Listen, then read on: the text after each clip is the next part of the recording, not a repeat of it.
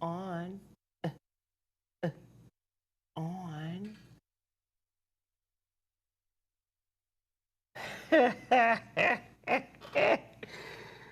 Current event. Young old niggas talking. It's been a couple of weeks since we've been here. And guess who still ain't here? Which is normal. Goddamn Geoff Brown. I'm gonna be honest, I think Geoff Brown and Sarah are twin flames. I call Sarah at 9 in the morning. She's like, what? Hey, Geoff, I'll be there.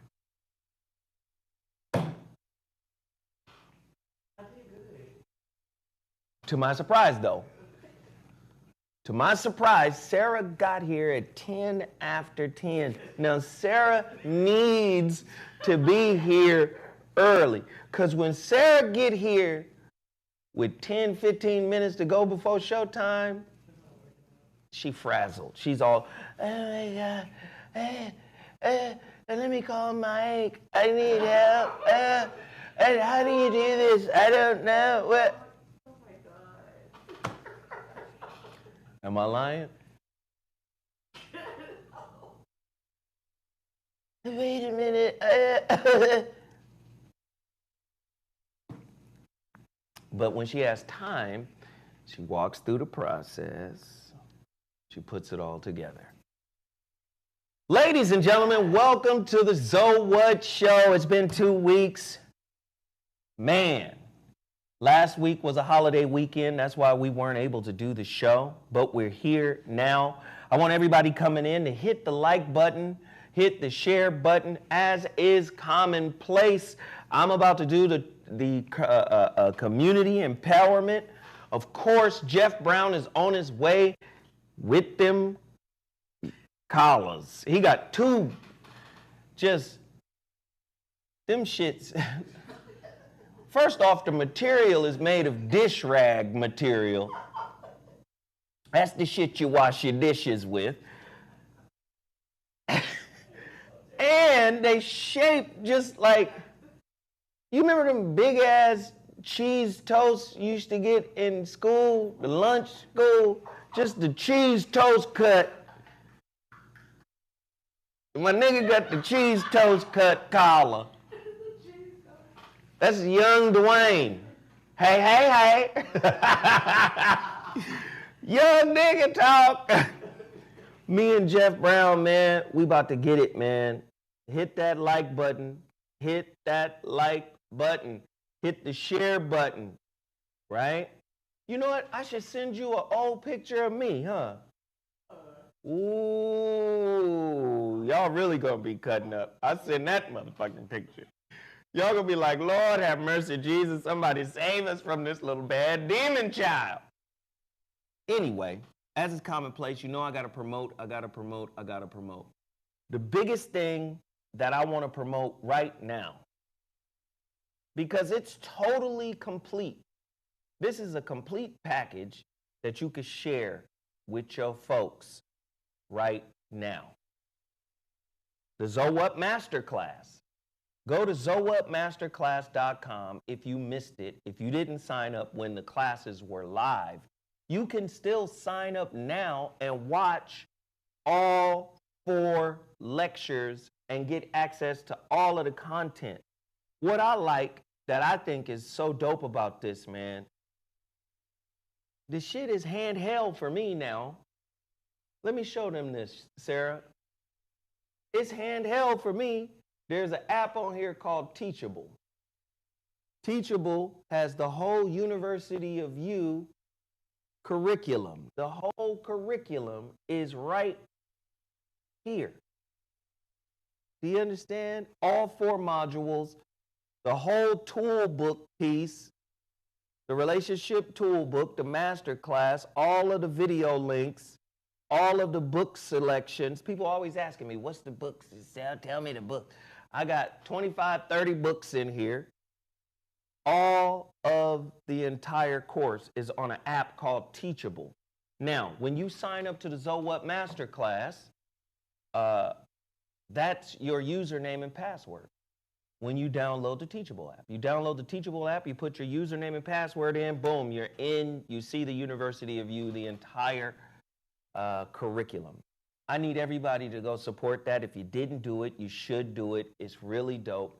And you should watch it on your television screen, and you should share with people who might be going through something. I'm getting so much crazy feedback from the masterclass that happened last week. I mean, so many people are like, man, this was crazy. You know, thank you, never too much, never know too much. Right. Thank you, man, because a lot of people were in there. A lot of people enjoyed it. They appreciated it.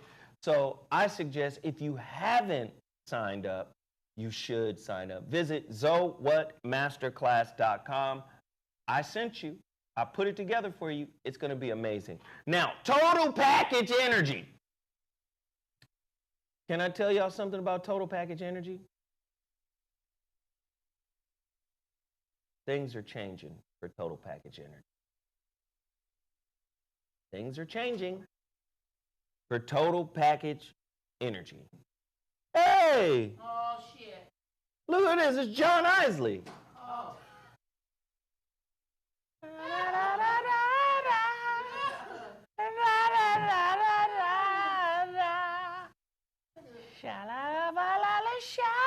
looked like Jam Master Jay if he was a candy striker. I'm an Egyptian hip-hop DJ from back in Akhenaten's day. Nigga. It's beastly. La da da da da da. Sha da da da da da. I was listening to Isley's all this weekend. Sacramento It's on fire now. Everything's I'll always come back to you. Why? Pacoima. Name of some goofy cities.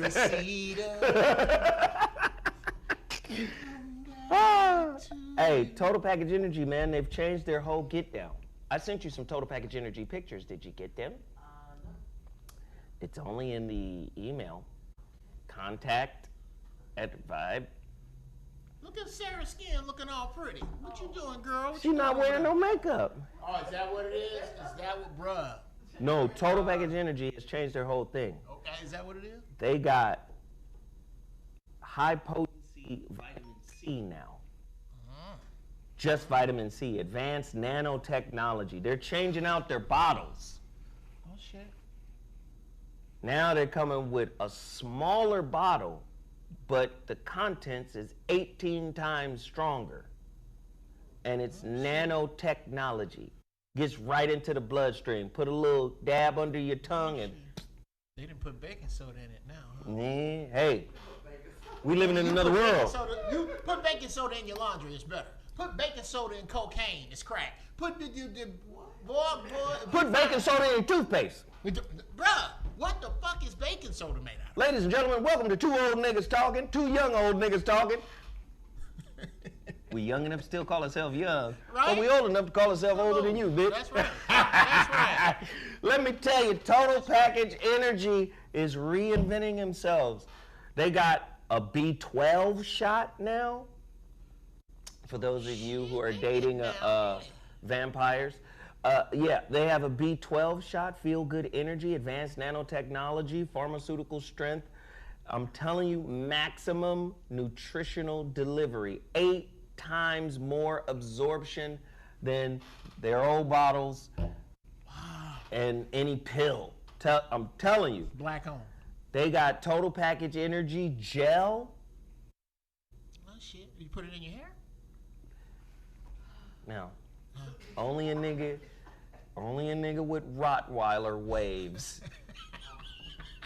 Hey, man. would be talking about gel in his hair. I get some gel in You can get your Negro Fonzarelli looking ass out of here. Listen. Nigga, I wash my hair every day. I'm one of them niggas. I can wash the hair every day. This nigga is a Native American and an African. He's a I'm Native telling- that's African it. American. I'm native. That's right. As soon as I Hey, we got a new group, nigga. The Native African Americans. the Native Americans.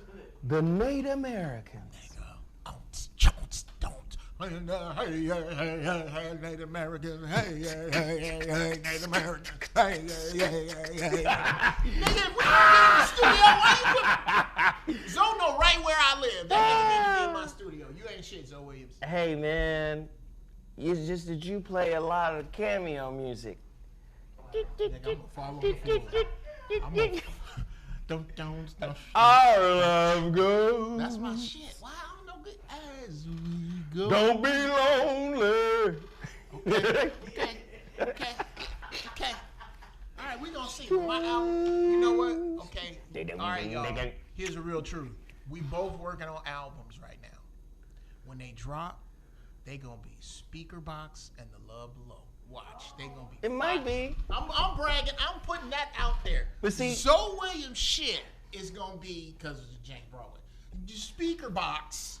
And cause I'm ignorant, I'm gonna be The Love Below. Watch. Shout out Outkast, Andre, and Big Boy, and Andre. I love y'all. But yes, now like see, that. Jeff, the problem with your music is you're barbecuing while you're making it. That's the problem. Jeff is barbecuing and making, and it seeps into the music. Nigga, I call it Uncle Funk. That's that Uncle Funk music, bro. It's just fun. I can't unfunk my music, bro. I ain't mad at you, man. I ain't mad at you. Everybody hit the like button. Everybody hit the share button. We're almost done with the community empowerment segment. Go to WeJuice.com. Please continue to support my friend Hassan McCullough. WeJuice.com. I'm sure he's got some offers and some good deals for you on naturally fresh pressed squeezed juice. Shout out to Timmy Tight Top. Please support Timmy tightest top in the game. 10,000 push-ups. That's terrible to say about it. Nigga, you the tightest top in the game. Right. All right. Also, don't forget these. I have to bring in the physicals just so you can see. I'm going to the post office for you guys who have ordered the holographic relationship. If you haven't ordered your copy of the holographic relationship yet, you should do it today because I'm going to the post office tomorrow. And this version, this paperback version, is only available on Amazon.com. So get over there and support. Then we got X-Wolf. I've been on this shit.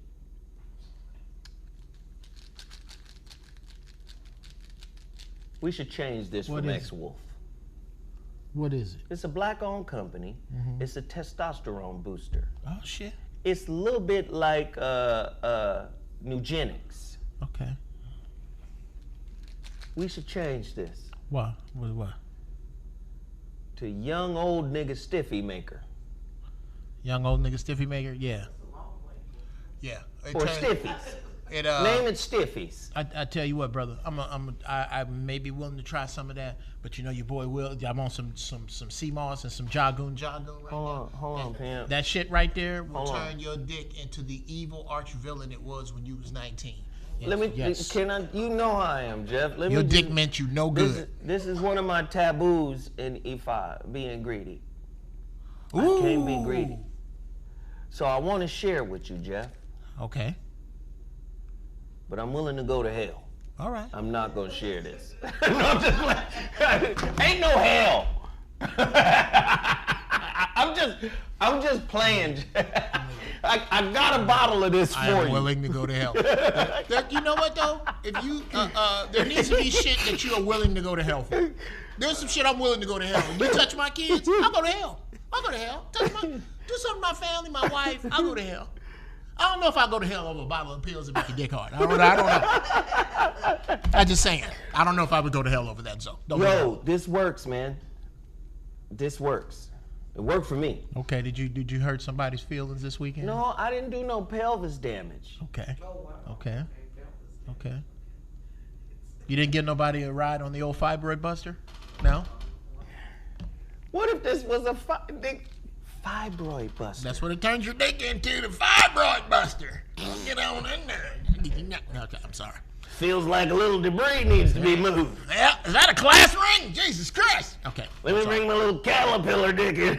Right. Scoop out this junk you got in. Oh, we're terrible. About 3 angry inches.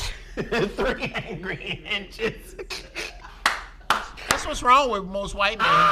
They mad because they got 6 inches of belly and 3 inches of dick, which is negative 3 inches of pleasure. Oh, God. Ladies and gentlemen, just go to X Labs for X Wolf. Go to X Labs Subs. That's XLABSSUPPS.com. X Labs Subs.com. All right? Please go out there and get their product. I forgot to tell you about Total Package Energy's dietary pea protein supplement, unflavored, no sugars added, gluten-free, soy-free, vegan, 20 grams of protein. My daughter is making smoothies with this as we speak for my breakfast after the show is over. No You know, shit. my daughter I have to stop looking at her as a little girl. You have to, bro. It's hurting my heart to do that. Nigga, I'm going through the same shit. Oh, God. Oh, She'll God. be 21, but I'll be looking at her like, Because you still see this. she sound like a baby though. You still see this. If I call my daughter right now, I'm gonna call her right now. Call Primo. Watch how this motherfucker sound. This motherfucker sound like a child. Hey, young queen. That's if she's not at school. Well, that's one of her strengths. But let me see. She sound like a child. Watch this. Watch how Prima sound, y'all. Mr. Farrakhan been married 67 years. We gonna cover all that. Listen to this, y'all. Wow. Hello?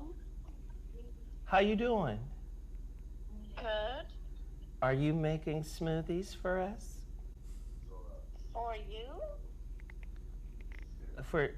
For you too, maybe. No, I'm not making any smoothies right now. I'm getting ready for my class. Yes. Are you gonna use the pea protein? What protein? The protein that we talked about yesterday? Oh yes, sure, Bernard. Okay, well, thank you. She say sure or no. Exactly. First off, your ass is live on the radio show. That's why they can hear you. Hey, acting a young fool. queen. Your daddy didn't put you on the radio, didn't tell you. That's how he is, sitting up here looking like a candy cane with a hat on. Now Jeff Brown said I look like a candy cane. Don't let Jeff Brown talk about your father. Protect your father. She didn't tell you to put that on. All right, baby, I love you. I'll talk to you later. All right, love you too. Bye. Mm-hmm. Sound like a little girl, don't she? Mm. Sound like a child. Anyway, we got a couple more things to promote, and then we're going to get busy. Jeff Brown came in here late and just got me all off center My bad. here. My bad. The HuriKane Report. It always takes you a second when you know this is what we're doing. Write it, take action, maintain freedom. The HuriKane Report, H-report.news. This is where you go to get your alternative news and alternative stories that the mainstream media may not be interested in talking about. Go to the HuriKane Report. Tell them Zoe Williams sent you. H-report.news. You should follow him on Instagram as well. H_REEEPOORT.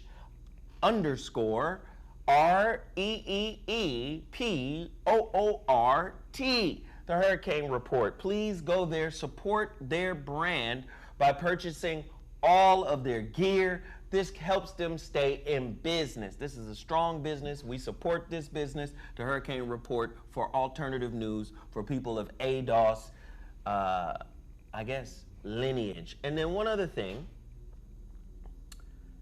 Maine! Mine.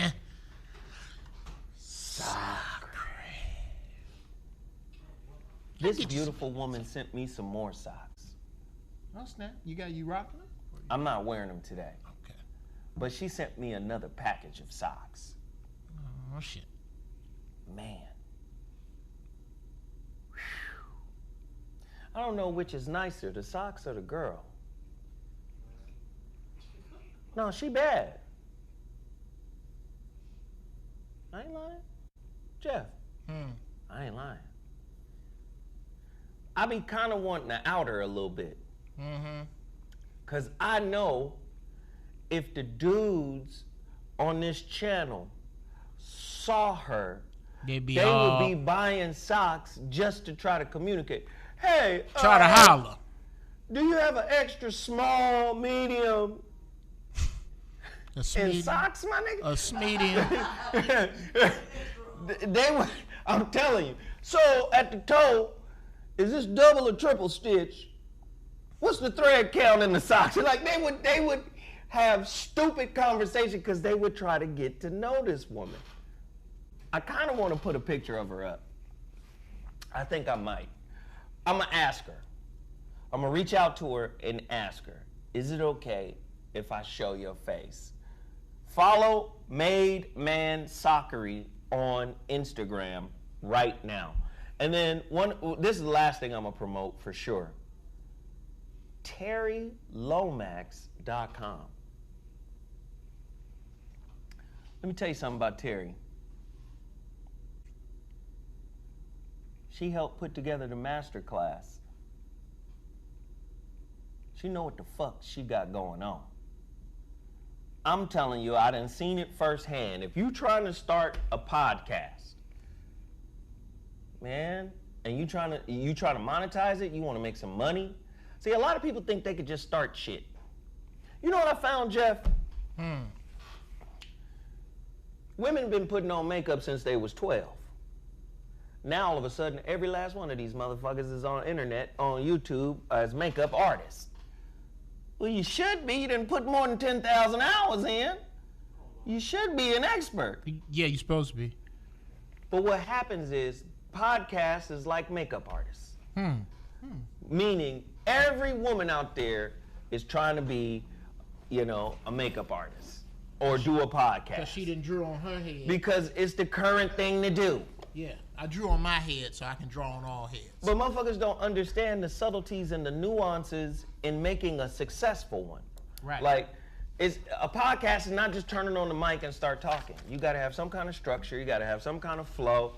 You have to have some kind of format. And a lot of people don't understand content is king. And you think just because you got an opinion that people will give a fuck. Right. Because we live in a time that everybody wants a podcast. I'm telling you, it wouldn't hurt you to check on TerryLomax.com Mondays at 5 p.m. Pacific Standard Time and Wednesdays at 11 a.m. and really listen to what she got to say about how to construct and monetize a successful podcast. How about that? I seen her work. She good at it. She know what the fuck she doing. TerryLomax.com. Geoff, we got a lot of stories to cover. Let's cover. In a little bit of time, I'm gonna say this right now. Everybody that's in here, we got almost 600 people in the chat right now. The show is just getting started. We don't have nearly the likes we need. Please hit the like button, and please, I'm urging you guys, go to my masterclass, put it up, ZoWhatMasterclass.com. Sign up today. The full course is available right now. ZoWhatMasterclass.com. The full course is available right now. You could buy it today and watch the whole 4 hours like you binge watch Lucifer on goddamn Netflix. You can binge watch it. Go there right now. Hit the like button, people. We're about to get started in our stories, current events, two young old niggas talking. Here we go. Geoff, I need you to, I know this is an old story, but I need you to talk about it a little bit. Because you've been married. How many times you been married? 3. 3 times. Once, twice, 3 times a loser. Oh, no, only twice. This 2 times 2 a times. loser. I don't run this, but you know what? You've got one more to go. And I'm out. And then it's over. No, I'm just- Yeah, nigga. So Dr. Dre's wife, man. Mm-hmm. She wants $2 million a month in spousal support. Sure. And here's the breakdown. Laundry and cleaning, $10,000 a month. Okay. Clothes, $135,000 a month. Okay. Cell phone, telephone, $20,000 a month. Education, $60,000 a month. Now, I thought education was charged based on semesters. Right. What did you study? Okay. This bitch trying to build a Bifrost. Right. The Bifrost. I'm down. No, teach me your ways. Up in the $60,000 a month to learn how to build a Bifrost. Let's take them together, Father. Okay, sorry. You're a petulant little boy. It was one of my favorite movies. Oh my God. Education, $60,000 a month. Entertainment, $900,000 a month. Nigga, she got Earth, Wind, and Fire playing live 24 hours a day. Charitable contributions, $125,000 a month. Mortgage, $100,000 a month. Miscellaneous and expenses. Okay. What makes people think they can ask for that kind of money? Do you asking me that? Yeah. Well, first off, it is set up. The system is set up this way. Spousal support, child support, alimony, all that shit. There's a generic formula they use. They go, let me look at the man's money. Let me jack up how much he got to pay this woman. Right to, I'm going to kill this bitch. And then put it down 10% from that. That's for everybody. So, those numbers are the I'm going to kill this bitch numbers for Dre. Oh my God. If you drive a bus, $2,000 a month is I'm going to kill this bitch. That's all this is. It doesn't have, what happens is when you try to make it make sense to you. In this world, it makes perfect sense. Now, for me, if I were in this world, 2 words, brake failure. There's no fucking way you will come up missing before I give. And I understand. Like, let's take Pauletta. Denzel and Pauletta. Shout out to D. God forbid, give these words no power. If these 2 people break up, Denzel got to break bread. Pauletta fixed his teeth and used to drive him to auditions. Pauletta been there. Okay? That's Pauletta. Well, she was there for 24 years. Doesn't she get some credit? He was Dre when she met him. That's true. He wasn't living at his mama house. But why? What is the metric that they use? Is it, I already told you. Is it the time you've been together? Because it can't be the contribution. You didn't contribute to no beats. Did you mix the Chronic? Did you? Did you discover 50 Cent? Did you discover Eminem? Did you discover Snoop Dogg? Did you change the way hip-hop music is produced? Is your name synonymous with excellence? I submit to you that you laid next to and fucked and sucked all of that, but you didn't do none of that. So now we're getting into a real topic here. Because I believe that, because here she's a lawyer. Okay. So she know what to do. So we don't know, how she fit into his team, right? Like when I look at your wife, she's part of your team. Bruh. Ooh. Shit get filtered through. So I don't know what she did, and I can't speculate on what she did to justify, her contribution to Dre's success. So I don't know. But I can take you and I can say, okay, I know how Miss Brown, Nigga. operates and handles Jeff Brown and the enterprise that is Jeff Brown.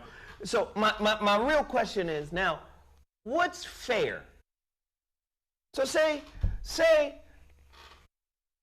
I get married and the woman I'm married to helps me build $1 billion empire. Sure. Does she deserve half if all of the ideas, if the direction, if the focus, if the products, all of that stuff comes from my mind? No. Does she? Here's what she deserves, in my opinion, as Dre's wife. You're a lawyer, which means you have a way to make income, and you should be looking forward to that, because that's part of not being with me. Right. Is that you got to take care of your own shit. Now, because you were with me, there is a standard of living that I'm sure you're accustomed to. I'm Dre. Why don't I let you hit the lotto? There's 10 million bucks. There's 10 million.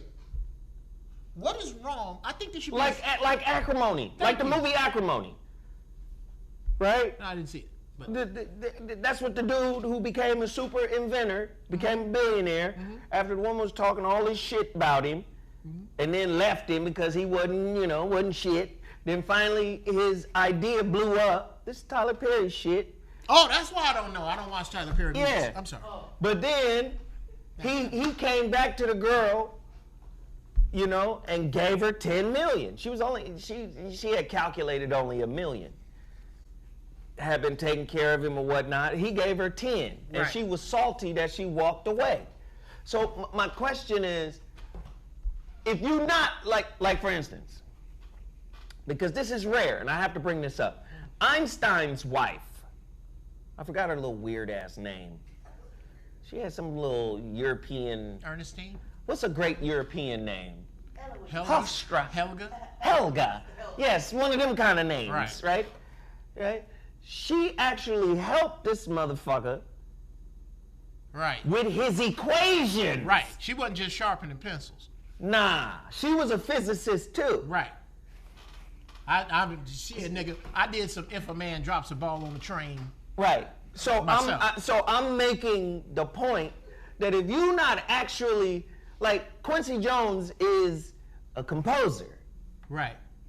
If you're not helping to write the compositions, nigga, should you get half? Right.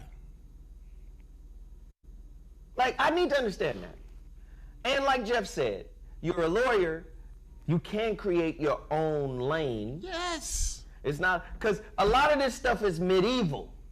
Like, this is when, okay, the husband left or got killed in war or whatever. Right. Now you destitute. Yeah, now you destitute. You're not going to be destitute. Two, how about the atmosphere you've been dropped off in? Right. You're Dr. Dre's ex-wife. Elsa Einstein, that was her name. Yes. Elsa, and it was his cousin. I hope they had no kids, because two geniuses don't make it. Two genius cousins. If two genius cousins fuck, that baby's still retarded. Now, anyway, she, right? My daddy's smart, and so is my mama. E=M. Right, exactly. I'm faster than you. If it seems like we're making fun of people with special needs, it's only because we are. Now, hit the like button. Dude. Look, did you put Big Mama up there? Lord Jesus, they Don't going put to Big Mama hell. up Pray there. for I'm them, sorry. Lord. Pray for them, Lord. The atmosphere that is Dr. Dre, unless you deal with niggas, which he has gone out of his way, and I don't blame him, to insulate himself from. Yeah.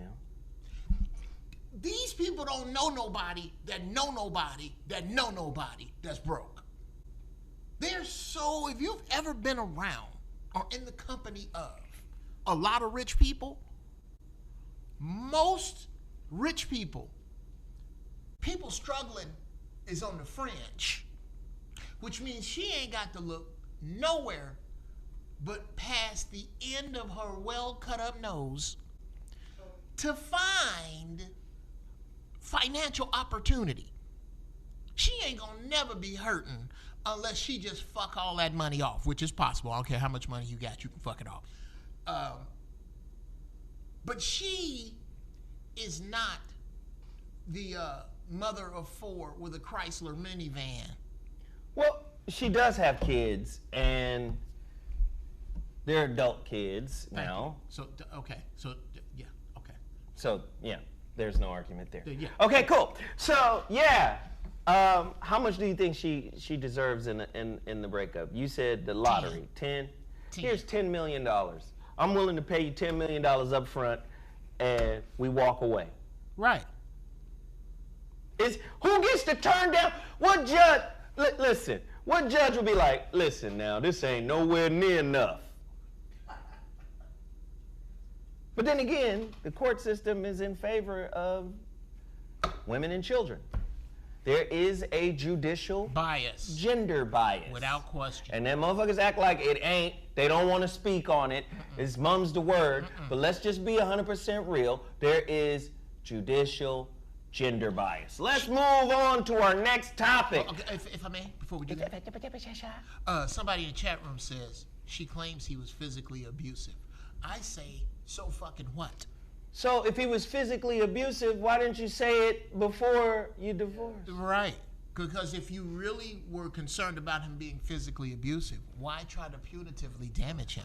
Why not just leave him with all his shit? Because the way the universe works, the more shit you leave, the more shit you leave to somebody with negative energy, the more shit they lose. Now watch this. Now, to build on what Geoff is saying, it's so powerful. You're using trauma as leverage? Right. See, one ill behavior does not justify another if you want the illness to cease. If you want the illness to stop, a lot of times, oh, you did me wrong, I do you wrong. Right. And now this creates a fucking cycle of wrong that never really stops. Now, your children watch you, they model you. More than you. Now everybody is saying this is how we deal with trauma. Yes. Now, if you, and I'm not justifying anything. If you went through some bad shit, you probably should have did something about it before now, right? Most relationships, and nobody really wants to hear this when I say this, most relationships will go through some level of violence. Emotional violence, psychological violence, physical violence, and I'm not talking about the OJ violence. I'm talking about get your motherfucking hands off me. Right. It may escalate to a point of pushing. That don't mean you're in an abusive relationship. Now, that is abuse, but that doesn't mean you're in an ongoing abusive relationship. That means a motherfucker lost his cool at some point. So what I'm saying is, what type of violence did you experience? Right. That's the point I'm making, Nikki. Nikki Love 621. Motherfucking violence in relationship is ubiquitous, from childhood all the way up to motherfucking elderly people. It's a part of the human condition.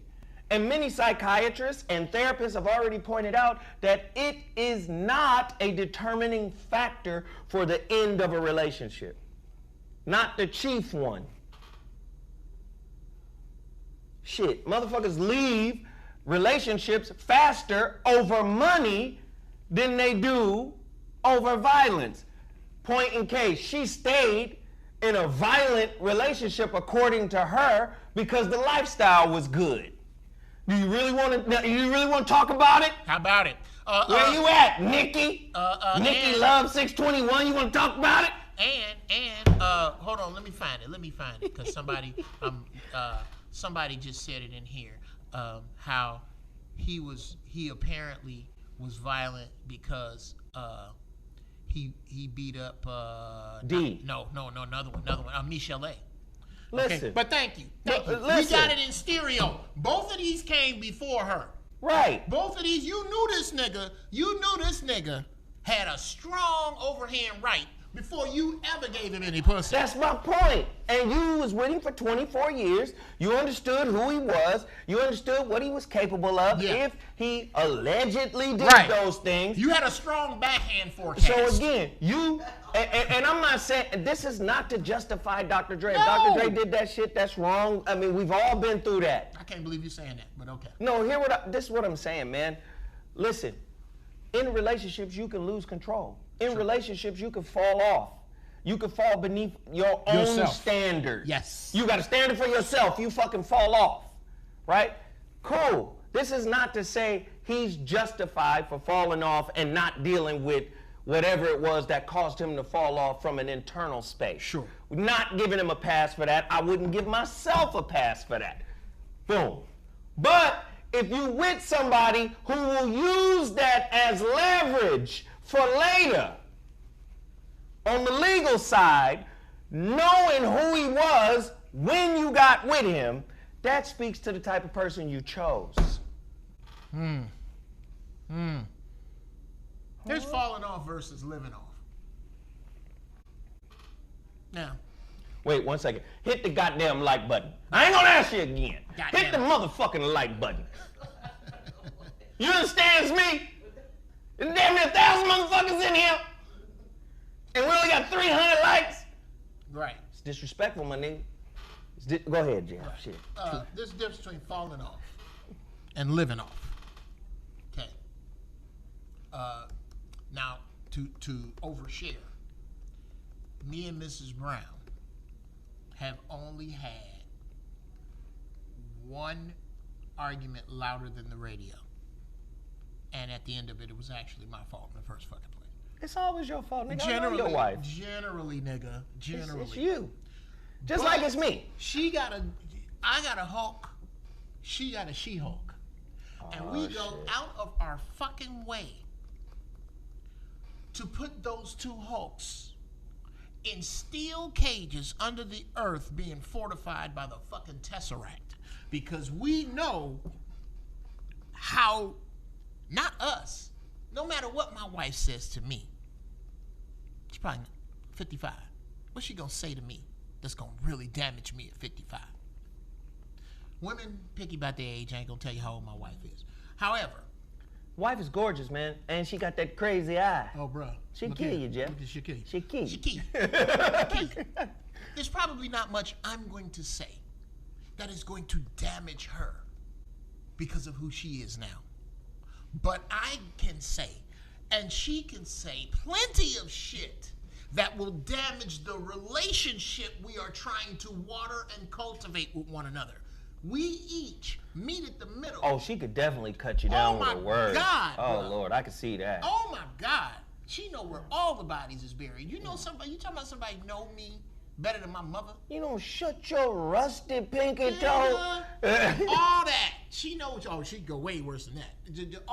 So we purposely, when shit starts getting funky, as it does anytime you put two humans together, when it starts, we go, okay, we about to drop the Hulk out that fucking capsule. Yeah, I just watched that. Yes. Oh, speaking of which, me and the missus are binging the Marvel world in order.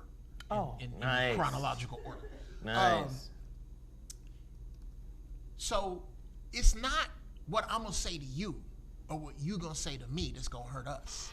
Either of us could damage this relationship. And what does this relationship mean to us? Is it worth that little snappy snide ass shit you can't wait to say? Think about it. Think about it. If you don't give a fuck about this relationship, there are other ways to show that. You could sit down with me at a Starbucks and go, you know what? I no longer give a fuck about this relationship. And then we have something to do. But this, I love you, but I'm going to blindly that's what's happening. The relationship. That's what's happening, man. Marriage is the new IRA account. It's the new 401k. Damn.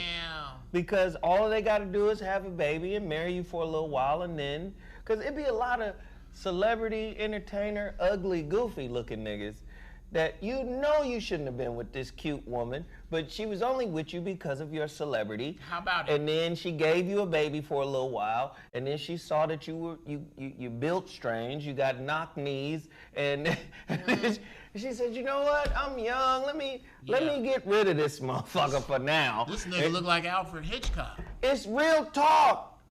Listen, all my entertainer homies out there. Don't date the baddie and marry the baddie, dog. Woo! Don't date a chick that you know you couldn't get if you worked at FedEx. If you were broke. Come on. Now, if you that dude, and I know dudes like this. I know dudes that will pull bad bras from the bus stop. If you that dude, you marry who you want to. But if you parking lot pimping, it's a cost to that. If you tricking anyway. Right. Right. Tricking get boring. You have to trick. You cannot, in the words of Chris Rock, a woman will forgive you for anything but boring her. They will not be bored. You can beat them. Don't bore them. Before you got famous, you outside the club with cheddar biscuits. Right, nigga. You that nigga with the grill outside the club with the hot link wrapped in bacon. Oh my God. And then you hit Powerball. That's what I'm saying. You need to keep fucking with Bernice, nigga. Keep fucking with Bernice will be good. Y'all need to ride that shit out. Don't go, I'm finna give me an Instagram model now. Okay, all right. Because they gonna come with you initially. Right. They gonna have your little ugly ass kid. Oh my God. You know that kid gonna come out with that big... Right. That head they can't... This nigga ain't never gained control of his head. Right. You gonna have one of them kind of kids. That baby that walk with his head. Let me see. And she gonna feel like I'm young enough, because most of these older celebrity dudes. That baby walk like this because of his head.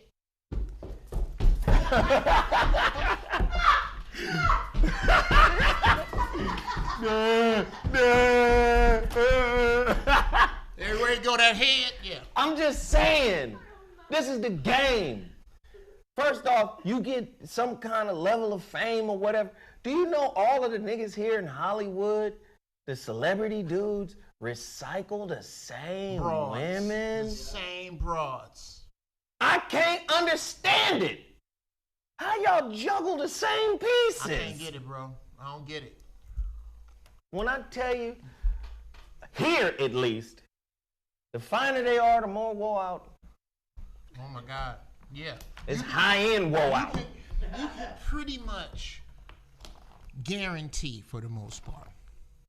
For the most part, it's hard to find. Thank you, God. Thank you, God, I found it. It's hard to find out here. But the finer the body and face, the higher the miles. And it's because of where you are. It's because the All-Star game is every weekend at the club out here. You know every weekend. Every weekend. It's niggas with a whole bunch of, because of how society has been put together. I'm pretty. I make money. I make money for the pretty. I'm pretty to attract this money. And then you elevate that past the common man over into, I make $1 bajillion and goddamn it, I'm a 12. And let me tell you something, Geoff. I was just with the homie guy Tory. Yo, shout out to Guy. The whole fucking weekend we was downtown. And downtown LA, if you from LA, we never really had a downtown culture.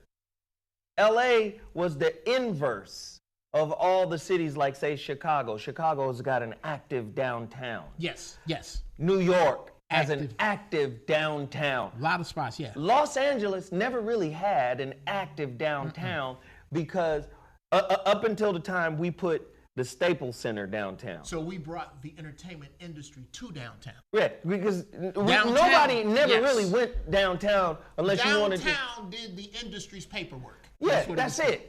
We'll go downtown, maybe get some clothes from the fashion district, but nobody ever really hung out downtown, right? Number one, in LA, the worst place to be during a motherfucking earthquake is downtown. We've been knowing that since we was kids. Right. This All ugly that little glass. white lady with some ugly glasses come on every time there's an earthquake. She's at JPL or she's at Jet Propulsion Laboratory. Telling you. Or she over at Huntington Library she's over there. No, she's at Caltech. That's where she at. See this bitch every time there's an earthquake, she come on. Well, you know, it was about 2 miles. The epicenter was about 2 miles under the ground, and we're gonna have some preliminary shaking, and then it'll be over. But you know, just be careful. Listen, all that they call downtown LA the Jelly Bowl because it's gonna do the most shaking when the big one hits. Yes, it is. Because the San Andreas Fault runs straight through downtown. Let me tell you, yes, it does. So let me tell you, I'm down there with Guy Torrey, we talking. He said, man, downtown LA done changed. I've been down here for 10 years. He said, it's done changed. I said, really, what's crazy? He said, the Instagram models is in all the high-end apartments. And I blame you niggas out there. Yep. The nigga with the colostomy bag full with yogurt. Right. Filled up with gravy. Right. Nigga got hit. You done paid her high-end rent. Right. Just because you got hit by an MTA bus back in the 80s and got 12 million, now you playing. Now you gonna you in that colostomy bag in your custom wheelchair on 26. Man, the tricking is at an all-time high. Right. I'm just saying, stop tricking. Okay? It's causing an imbalance in the universe. You're making a disturbance in the force. For the rest of us players. Oh, God. I'm sorry. We've been talking crazy. Let's get out of this topic right now. Next topic. You got to give this little girl some credit, man. Naomi Osaka of Japanese and Haitian descent. She might not be ADOS, you know. Right. She Japa-Haitian. Right. She might not be ADOS, but she thanks her ancestors after her U.S. Open. The girl had on the Kobe jersey. Let's just see what she said. I would like to thank my ancestors because every time I remember their blood runs through my veins, I am remembered that I cannot lose. Naomi Osaka came from behind to win the U.S. Open, and a day later, she looked back in gratitude far further into her past. Again, this used to be a part of African culture, African society. Let me ask you a question. Why, Geoff, and if you're paying attention, if y'all paying attention, your culture, what's the most evil culture, religiously speaking, in the world? The most vilified, the most villainized religion. Villainized or evil? Evil. Oh, Villainized Catholicism. and evil. Catholicism? They don't project themselves as evil at all. Oh, They project themselves as pious and holy and good. Satanism? Luciferianism? Nope. Voodoo. There you go. Oh, okay, voodoo. Yeah. Okay, got you. There you go. They don't never project themselves as evil. Sister. Go ahead. That's a very beautiful sister. And she's part of our global black family. Yes. And she ain't really half anything, because if you look close at Asians, if you look real close. We already know Asians is us, man. How about it? Yeah, they know they us. They know. Goofy asses. Some of them goofy. Yeah. Some of them be like, no, the nigga, No, nigga, you bro. You nigga over there. You over there. You nigga over there. Why nigga always order compound chicken? Let me just say this, man. Voodoo. Some people say Islamic extremists, but that's current time. Islam wasn't always vilified. There are times in history where Islam was exalted. Right. You talking about now. I'm talking about for time immemorial, they said the black spiritualist was animism, and he's a beast, and he's uncivilized, and he knows not the quality of the human condition, and he needs us to lift him. He needs to be lifted by the grace that God has bestowed upon us. We should tame the savage. We should tame him quickly before his savagery spreads across the globe yet again. Right, yet again. I'll be forced yet again. No, go back and look at these movies. I told you to watch Lovecraft on HBO. Oh, yeah, I got HBO, but yes. They had an Oshun priest being possessed. First off, the white people are secret society in this shit. The white people are spiritual in this shit. They got a secret society, they spiritual, they got magic, and they racist. That sounds about right. No. These white people today ain't got no powers spiritually. They just copied the shit we did. Okay. They don't These people pretending it's in they the goddamn shit. show, It's they shit. these motherfuckers got powers and the niggas are Christians. And niggas eat this shit up with a spoon. They eat it with a spoon. Do you see what I'm saying? Your shit is always villainized. Where you from, who you are. This young sister said, hey, I'm finna do something we've been doing as ancients since time immemorial. I'm finna acknowledge my ancestors. Melanated people from all over the world, we've been doing this. We started this. We've been doing this. We started this from all over the world. You can go to Tibet. They still hollering at ancient ancestors that were monks that are believed to still be alive. You can go to Africa. We still feeding and leaving food out for our ancestors. Come on. The Egyptians did it. out for the homies. You got Arabs today still trying to claim. Now, listen, if you studied any type of history, you know the Arabs were invaders. The Arabs came from another place and into Africa. You know this. But you got Arabs of today trying to claim the ancestry of Egyptians, the ancient Egyptians who built the pyramid. I saw a picture of a brother, Arab, today, a Europeanized Arab, today. He had a half and half picture of himself and Imhotep. And what I wanted to say was, fam, if you look anything like Imhotep, it's because of your African ancestry, not your Arab ancestry. First, Arab just means nomad. So you don't really have a land. But now you get to call yourself an Egyptian in the New World because the New World is saying if you were born here, then you're from here. It's speaking of nationality, not ethnicity. Nobody wants to tell the damn truth about shit. So when this young sister stepped out and said, I'm giving acknowledgement to my ancestors, the ancient Asians did it. All over the world. The ancient Aborigines down in Australia do it. The ancient Hawaiians do it. The ancient Polynesians do it. All around the world, we acknowledge our ancestors because we recognize that they lived through us. And we actually have ancient ancestors. How about it? You don't have any if you come from us. We're your ancient ancestors. They were crawling around in caves, picking their asses and eating what they found.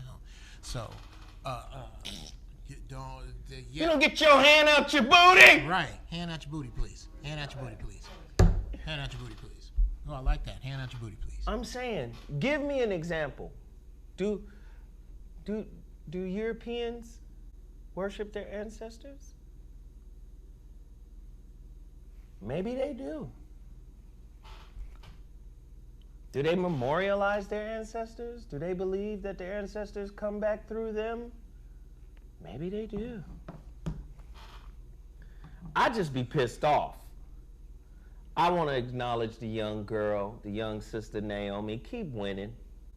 Keep winning. Naomi Osaka of Japan and Haitian descent. Thanks her ancestors. Thank you, young lady, for doing that, paving the way. Heat for that? Huh? Did she catch heat for that? No, she didn't catch no heat. I'm just acknowledging her, man. Yes. How about it? Yes. Geoff, do you want me to go to another story, or Sure. do you want or do you want to get your rant off? Because we got stories like a motherfucker. Let's go with stories like a motherfucker. You still putting your rant together? Well, no, nigga. Do you think I really need an excuse to talk for 3 minutes? I'm just asking. Are you putting your story together? I'm liking. Well, I got some shit that I put together. I mean, I'm just asking. From earlier. Absolutely. You still putting shit together? Well, if I really, I could read my letter and talk about the Big Five and be done. You got another letter? No, I'm gonna read the same letter. We keep reading that fucking letter till it's worldwide. Who you gonna read the letter to? To my people, to them. I'm gonna read it to them. To them, y'all. Y'all know about my letter. The letter I'm asking for the killer. I ain't gonna use his name because he's a thing. In the words of Bill Cosby, he's a thing. And that thing is not going to get me to use his name unless I'm reading my letter that calls for his death at the hand of the state of Minnesota. Nobody else but the state of Minnesota and what we, the people who write that letter and send it in, are prepared to do. And I don't need everybody. I just need 999,999 other people to do this, and it will make it effective. And I'd love to read that letter. So we can do that. That's easy. I always got a rant. Nigga, you can wake me up. I got a rant. I want to hear this other shit because I might be adding a little pepper to the steak. But I got a steak. I didn't come here with pepper. I got a steak. You know, that's like you go to somebody's house and they say, "Hey, Geoff, what's for dinner?" Pepper. Pepper steak? Peppercorns? No, nigga, pepper. Just pepper. Just pepper. Just say grace and eat that pepper. Yeah, that ain't. I brought a steak, nigga. Steak. Lord have mercy, Jesus. In the name of Sweet Baby Ray's barbecue sauce.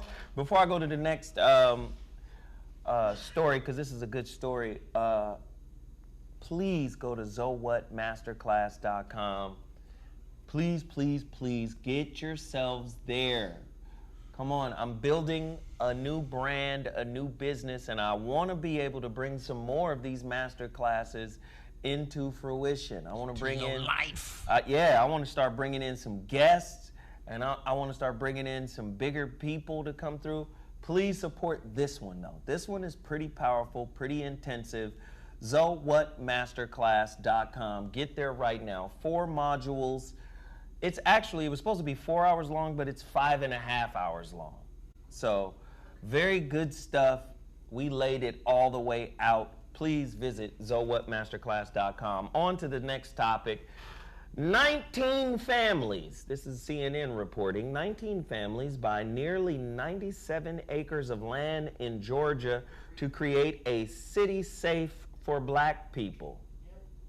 CNN, welcome to freedom, exclaims real estate agent Ashley Scott as she surveys the nearly 97 acres of land that she set up and a group of 19 family, or that she and a group of 19 families purchased in August. I'm hoping that it will be a thriving safe haven for people of color, for black families in particular.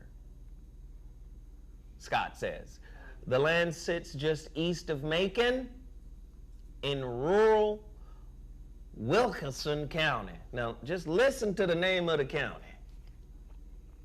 Who's in this county, Geoff? Come on now. Wilkinson County.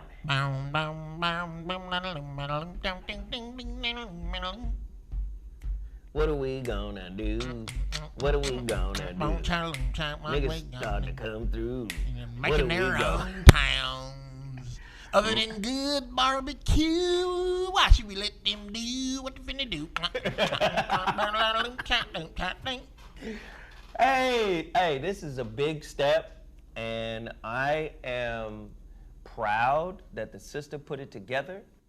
I am ecstatic that she found 19 black families to pool their monies. This is group economics. But what does this community need? Because that's what they just built, the community. Yes. What does this community need to survive, Geoff? Well, support is too easy a word to throw. I think what this community is going to need is something we lack, but we getting there. And there's enough of us to make it start. But this community needs more of it, as in more people who are willing. They just shoved off a nigga island right here. They just paddled out in their own boat and said, we finna do this part. This is Tulsa. This is what it's about. This is that real shit. Now, what they need is, and I hate this term, but they need some real niggas is what they need. They need the Florida gangsters whose guns jammed, and that's why George Zimmerman got away. They need y'all to move there and protect them. They need the business owners who have experienced black people leaving you high and dry. You need to move there. We need to be putting everything in there. Here's what they need. They need the NBA. Woo! They need the NBA and the NFL and Major League Baseball players and athletes, all athletes and entertainers with money to start adopting families who want to relocate from Flint, who want to relocate from Minnesota, who want to relocate from Florida, wherever you at, that it's oppressive. There should be somebody to govern $15,000 to $20,000 for your relocation. I ain't saying you get the bread and pimp out your donk. No. Take the money and move there. And where you move there should be determined by what you're going to bring there. What you bringing here? Are you an accountant? Are you a plumber? Are you a carpenter? Are you an electrician? What do you bring here? And we should help you get it. You know what's so crazy, Geoff? Like all of this stuff makes perfect sense. But what's really going to happen is when you start getting black families together that are consolidating resources, that are bringing in people that are looking to actively build a viable community, the local media and the national media have a way of stigmatizing that group with certain keywords, like the compound.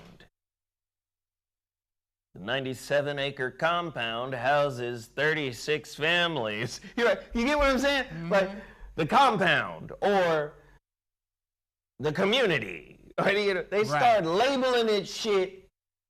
What's another word? What's another word they use for cult? Oh, Sean wants to leave the chat room forever. Okay, well, Salam alaikum, Sean. Yeah. Love you, homeboy. I am so sorry that we had your ass glued to the cyber seat. Well, what is another word for cult? They use compound is one. Compound is commune. Definitely the commune. Yeah, they start using slick terminology. That ain't nothing more than the breakaway community, insurgents, the village, what are refugee NFL fans? Compound. Yeah. What are NFL fans? What are NBA fans of the same team other than the cult? Right. Okay, you want to get your ass whooped? Wear the wrong jersey around a Raider fan. And see, don't you get your ass whooped. Look at that urban community.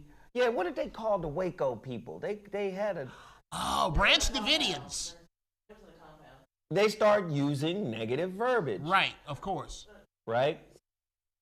They just start labeling them, wild shit, And again, it makes black people who are what I would call mainstreamists, that are like locked into the mainstream, it causes those kind of folks segregated community. Look at that, yeah?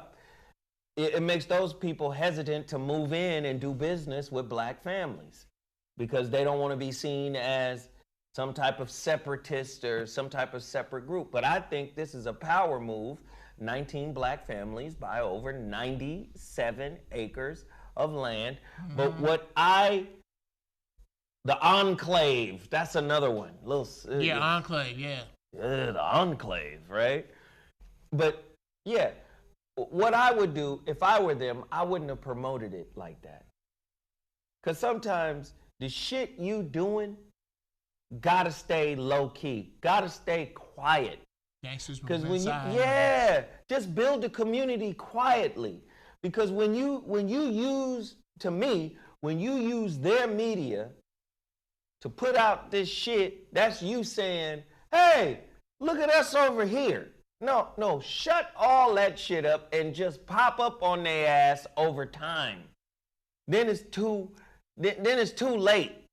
Now they looking to go down to the motherfucking permits department and say, they have a shack on their 97 acres that's not permitted. And now they looking to target you for shit. And these people are so good at it. They've been doing this shit for years, man. Just no press, be quiet, and just bring in black families and build. Don't promote it as that. Because if we lived in a safe country, then we could do that openly. But this is not a safe country. And to say this is a safe city for black people, low key, you're basically saying ain't nobody else invited. Ooh-wee. Do you see what I'm saying? So now these devils will take that as a threat. So we not invited to your special city? Dare you tell me as a white man where I can't go? I do that to you. Yeah. I would have just said, quiet. Next thing you know, it's built. And next thing you know, it's built. And it's thriving quietly. Say nothing. Nothing. But we're not good at that, so we need people to know. We need people to know. What do you think? Because we are. We're very loving. If you look at it, even when you look at stunting and fronting, although it's poisonous, it really comes from a very twisted place of self-love. It really does. It is stunting is different than stealing. Stunting is different than stealing. Speak on it, pal. Okay. I'm only stunting because I'm trying to prove that the incredibly oppressive shit you have put my people through has not affected me on the level that it has affected everyone else. That's what stunting is about. Stunting is about I'm okay. I'm okay. You done fucked my people over but I got these Jordans on. You done fucked my people over, but I ride this Benz. Footnote, black folks buy more Benzes than anybody. Do they? Yes. Stealing, however, as in a continent bankrupting the SNL, that don't come from a place. That comes from this place that Doc Holliday talks about in Tombstone when he's discussing Johnny Ringo. Johnny Ringo got a hole in his soul, and no amount of killing or stealing or burning is ever going to fill it. He hates his mother for being born. When you're dealing with a motherfucker like that, you have to stop appealing. You can't appeal to a bully for your lunch money back. That don't work. It don't work. You can't appeal to a bully for your lunch money back. It's not. That's not how the game go. All right, listen, ladies and gentlemen, we've got over 1,200 people in our chat room and just a little over 600 likes. What the fuck? We haven't been here in 2 weeks, and this is the love and the support you show this channel. And this is the thanks I get. Jeff Brown is always dropping jewels. I try to drop some knowledge every now and again. And no support, man. No support. We should be over 1,000 likes by now. But no. What about Sarah's Cashapp? She had to work until 4 in the morning and was abruptly interrupted by me at 9. She's dehydrated. She doesn't have any strength. Somebody hit the like button for Shara. Show Sarah that you care. Hit her Cashapp right now. Put it back Sarah up. That you care. Show Sarah that you care. Sarah that you care. It's Sarah without the H. Show Sarah. Show Sarah that you care. Sarah with no A. You know, she needs those twos and fews to get through the week, you know. Show her that you care. Twos and fews. Twos and fews. Sarah, come out here and say hello on camera so that they can see you, Sarah. Sarah says not today. She didn't wear makeup today. She ought to come out today. I'm trying to tell you. If I was emperor, I would send guards to your house, and they would snatch all your makeup and put it in a pile and burn it. Your face is beautiful, Mama. I love it. But see, I'm one of them natural niggas. I love. Oh God. Just poke your head into the camera. Don't show your whole bird's nest. Just.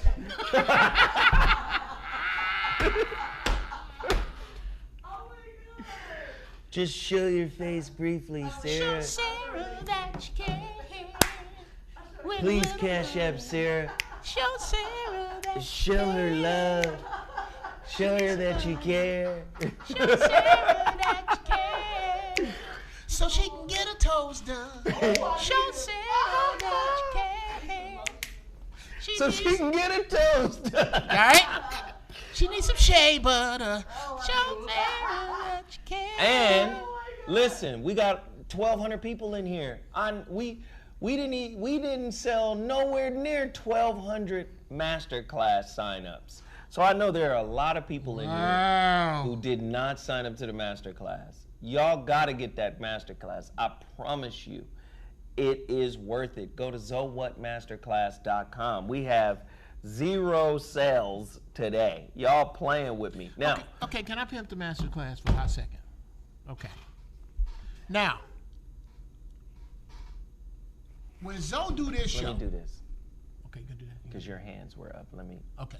When Zo do this show, he talking to everybody about everything. In the masterclass, he talking to your ass about you. Wouldn't you like to have Zo talk to your ass about you? Well, here's the cheapest way to do it. Because the nigga's time costs money. Because he know what the fuck he talking about. Same way a plumber do. You know why you don't let your Uncle James fix your pipes? Because that nigga don't know what the fuck he doing. So the plumber that's really gonna fix your problem, he costs money. Here's a great way to get a specialist to help you untie your knots by getting a group of y'all with the same fucking knots. Show Zo that you care. I think I got something. Oh, wait a minute.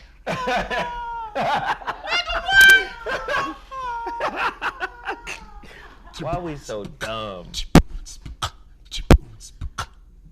Well, let's get to the next topic here. Hit the topic, baby. Hit it in the face. Charles Barkley slams ESPN host for, who blamed hiring of white NBA coach on white privilege.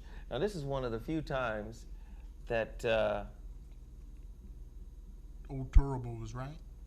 Now, this is one of the few times that I agree with Stephen A. Smith when he called out the hiring of legendary point guard Steve Nash as an act of white privilege. And apparently, your guy didn't take too kindly to it. Charles Barkley sounds off on Stephen A. Smith for saying Steve Nash got the Nets job because of white privilege. And this is Barkley right here. We have a responsibility, especially when you have to talk about something serious like race. You can't be full of crap, Barkley added. You've got to be honest and fair. Now, white privilege is the definition right? Of unfairness. How about it? That's the core of it. Like, listen, either your tongue is too thick for your mouth. What the hell? You know, because he got that slow, lazy, terrible. That was just terrible. That was terrible. Terrible. That was just terrible. I played all them leagues. I played all them years in the league. I ain't got no ring. That's terrible. Or your brain is in your mouth. And if your brain is in your mouth, that means you have a very small brain, but there's a quick brain to mouth connection. So you say shit without really thinking. Right. You ready, fire, aim? White privilege is the exact definition of unfairness. All the great black coaches, Ty Lue is on the bench with the Clippers. Jason Kidd on the bench with the Lakers. Those two guys alone. Ty Lue is a championship coach. Absolutely. He won titles, or a title. Right? It's like he is a good coach. And he's a good coach. He ain't Magic or Jordan. Right. It's like this dude just wants to be a contrarian for the sake of being contrary. Well, you know, you can't be full of crap. What does being full of crap mean in context to what Stephen A. said? What do you mean by that? Is that a personal attack against Stephen A. as a person?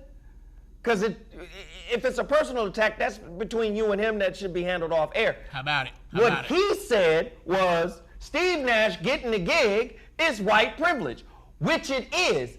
When Steve Nash jumped out and said, I skipped the line, did you retract your statement about him being full of crap? What line did Steve Nash skip?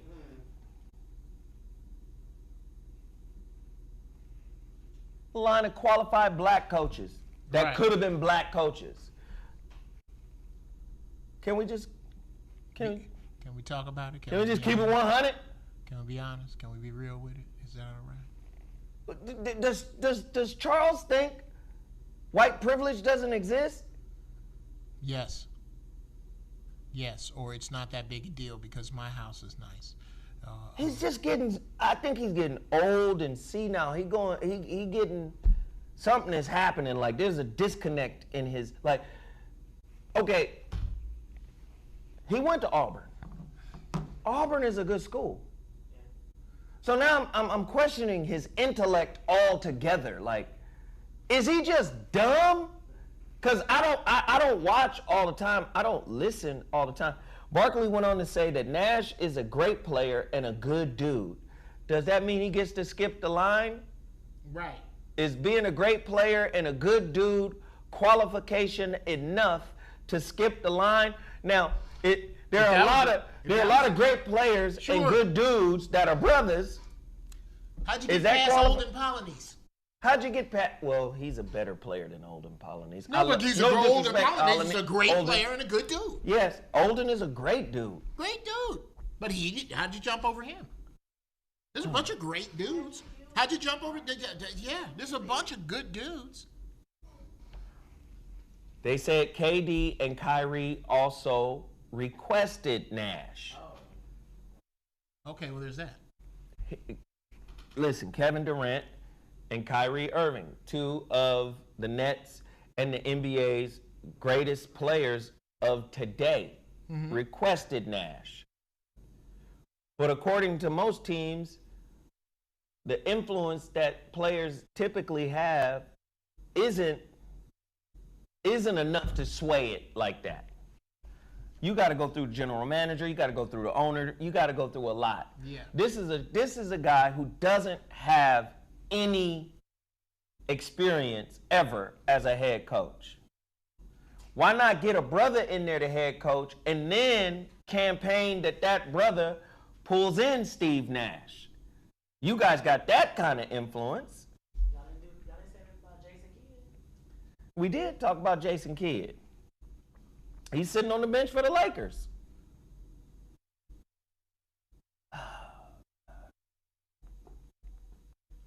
Jay Williams. Oh, wow. Jay Williams also jumped in, too. He's starting to trip me out, too. Come on, Stephen A. Steve Nash being chosen over Mark Jackson, Ty Lue is not white privilege. Two superstar black athletes ultimately made the decision, and we know who they are and what they are about. That's Jason Williams basically saying the superstar guys made the choice for Steve Nash. I still say hire a deserving black coach and bring Steve Nash onto that coaching staff. How you gonna take two guys who, well, Kyrie did win a chip with LeBron in 2016, and I believe Kyrie was the reason they won that chip. But listen, okay, Jason Williams and Charles Barkley, you can say that Kyrie and KD have that kind of influence, and maybe they do. But that still doesn't invalidate the point that Stephen A. was making, that it was white privilege. It is white privilege. Because you don't have a black example of the same shit happening. When was the last time you seen black players, right?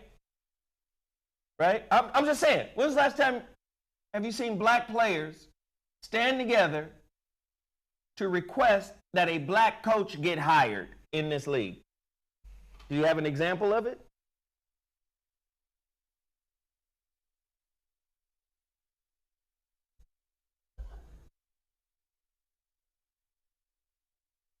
I'll wait.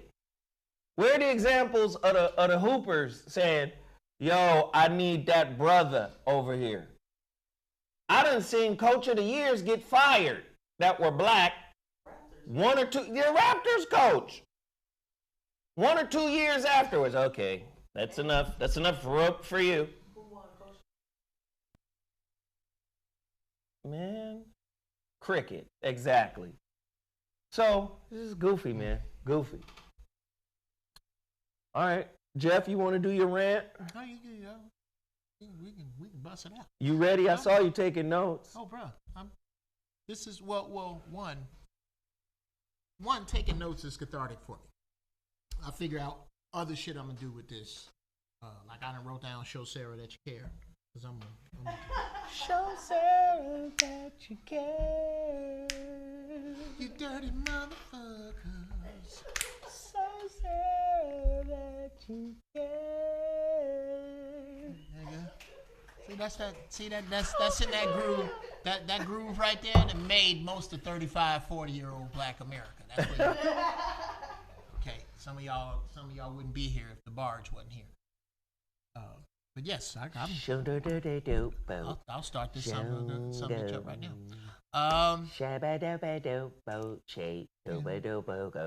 What is wrong with you? I don't know what instrument that is. I don't either.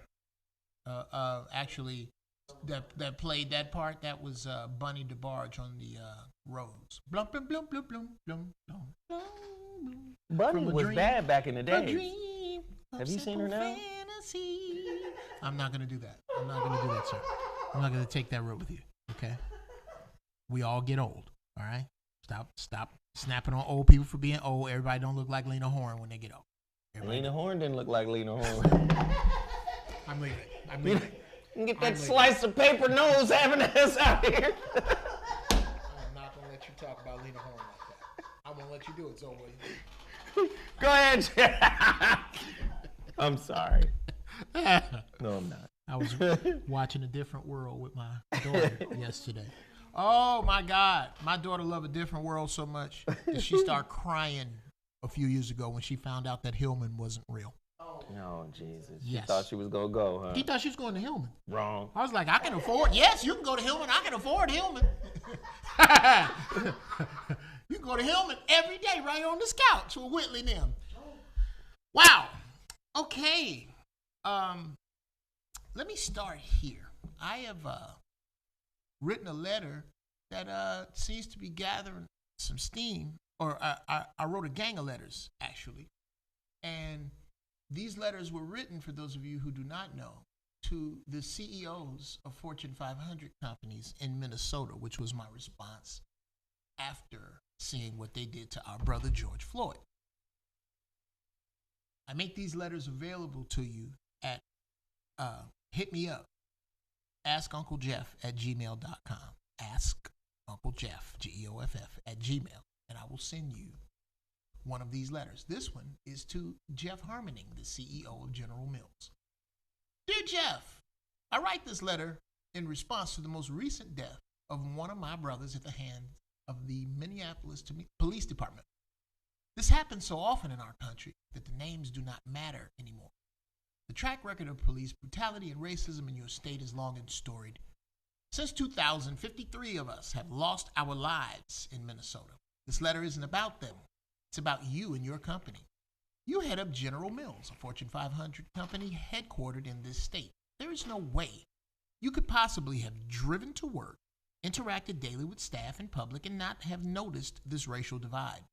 Your statements of solidarity and compassion are insulting. What you think you did was not enough. Your dismissive, mocking, and systematically oppressive ways, hiring practices, and even lately your openly bigoted social conduct have helped to cultivate this toxic atmosphere in which we now find ourselves. We, the melanated descendants of slaves as a people, have tried desperately in every way to reach you for centuries. We have appealed countless times to both your logic and your humanity. And those of you who do not get it, and from those of you who do not get it, our cries are never met with anything more than willful, obtuse arrogance, ineffective social programs, and from the best of you, our thoughts and prayers. My brother was the last straw, and since I cannot lawfully avenge his cold-blooded murder physically, I will do so financially. To do business with you in any way is to step over his body and memory, and as a people, we have done quite enough of this. From now until the date of the trial, neither I nor anyone in my house will use or purchase any of the long list of products from General Mills, to include Cheerios, Haagen-Dazs ice cream, Green Giant vegetables, all old El Paso Mexican dinner products. Wait. Is Pace Picante That's sauce? on the list, nigga. Chex cereals or Nature Valley granola bars.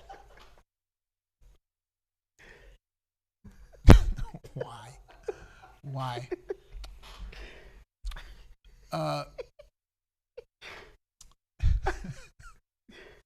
Okay, Progresso soups. Nigga, Chex Progresso? cereals, yes, or Nature Valley granola bars. And if Derek Chauvin is not put to death at the hand of the state of Minnesota, we are prepared to do the following. 1, turn our social and financial backs on your state for 6 generations or 100 years, whichever comes last. In other words, we as a people are done with all things Minnesota with the exception of Prince, the Time, and Mint Condition. You can keep the rest. 2, watch all sports games of the Twins, Vikings, and Timberwolves, not for the outcome of the game, but for the sponsors. We will notify all sponsors of your sports teams immediately of the same. 3, we will socially banish any black players who play for or against any of the aforementioned professional teams. We will not buy their products, jerseys, or anything associated with their likenesses, to include any products they endorse. This is not a contract. It is a statement of fact and intended action, and is therefore non-negotiable. The fact that your state has no death penalty is of no concern to me. You still found a way to kill my brother. He will not be the last to die at your hand in this matter. Either you put Derek Chauvin to death at the hand of the state, or face the sudden, shocking, unjust, and irreversible death of black commerce in your state, starting with Cheerios. Respectfully submitted. Hey, wait. Jeff Brown. Have you had No, I haven't. the Now, apple cinnamon? I don't give a shit. I'm- I don't give a shit about Yeah. how your flesh is satiated by these people. I'm just asking a question, man. Yes. Yes. I know you vegan or whatnot. Yes. But have you had the apple nigga, cinnamon? Honey Nut Cheerios was my shit. Okay. Honey Nut Cheerios and some almond or oat milk with a banana cut up in it with some weed, nigga. That's a night. And don't throw no raisins over in there, and I'm up in there. That's just my shit. But I don't fuck with that shit anymore. I don't fuck with General Mills anymore because I try to stay away from processed cereals food. do General Mills make? Oh, bruh. Oh, post sugar, dude. Look it up. General Mills cereal. Cause I love cereal, my nigga. Nigga, in the words of Chris Spencer, not many niggas are serial killers, but a nigga will kill you over some cereal. That's what. Hey, and I'm with that. Yes. I'm a cereal killer. I am a serial killer. I make cereal. I make my own cereal out of like nigga. I use granola. I'm not fucking with. Okay, don't fuck with it. Okay, now. Because I saw what you brought me, nigga, as a hamburger. So you want a sandwich though? I said, I was still perfecting it. I was like, hell yeah, I want a sandwich. This nigga brought a scoop of lawn on 2 pieces of bread.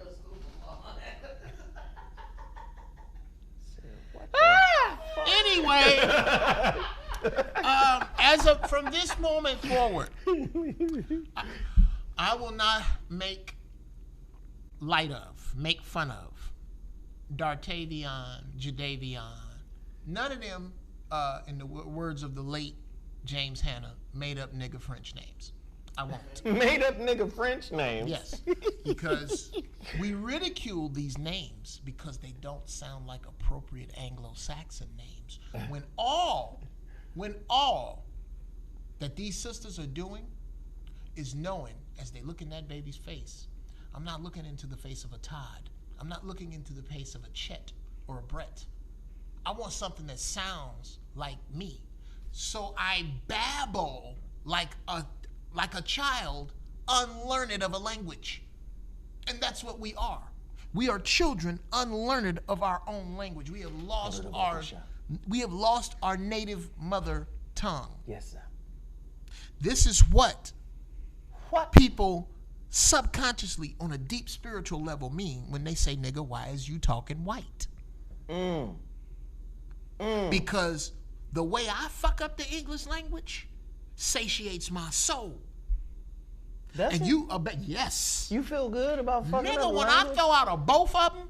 Both of them. Both of them. BOAFUBM. Both of them. Both of them. Come talking about? Come down, man. CUMTUMBAW. Tell me again. Tear that ass up. Tear that. Tear that ass up. That's a word. Okay? Not to be confused with tear your ass up.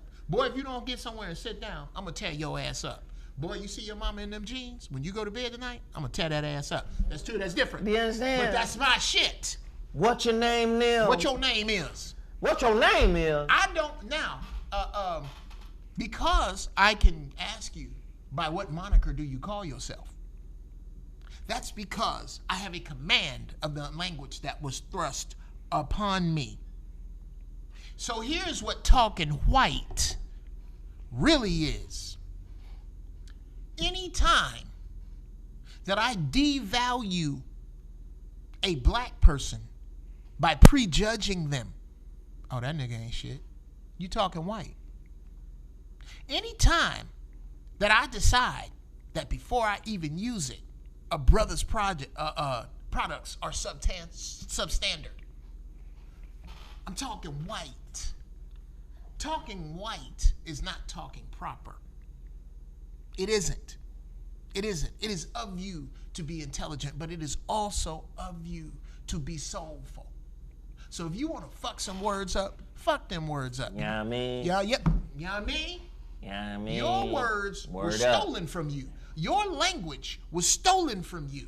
So you get to do with this language whatever the fuck you want.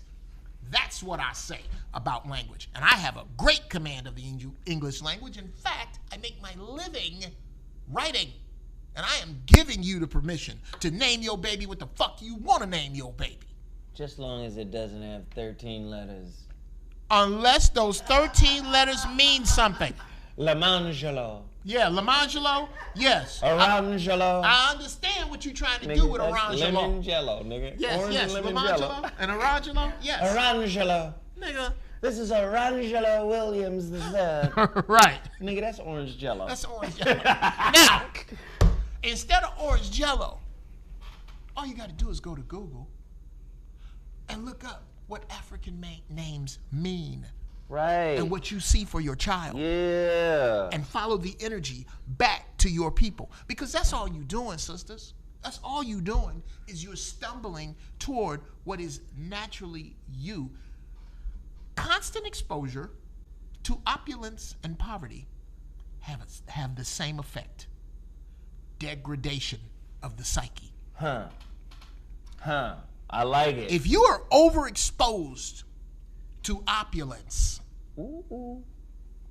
guess what happens? Your soul starts to deteriorate to where you can be talked into being excused because you're rich. Affluenza.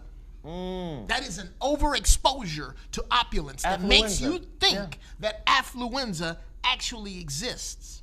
The flip side of that coin, he got money.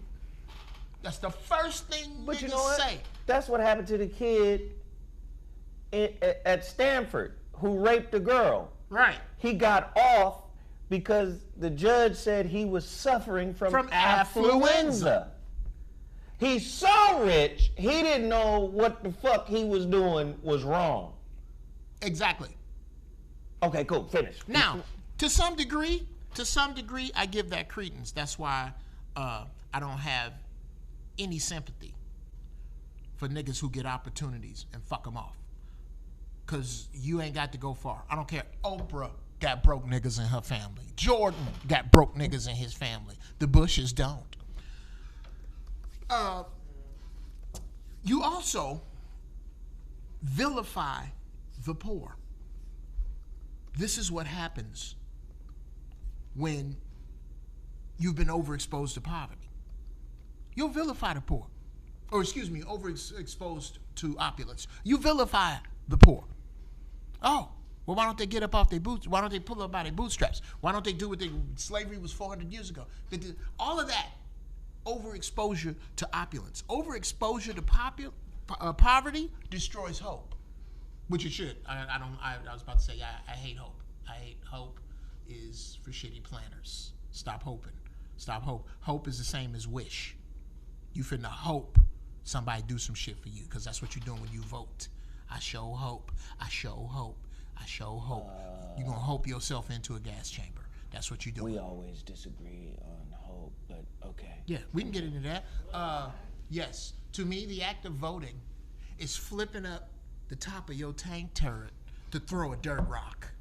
I'm done.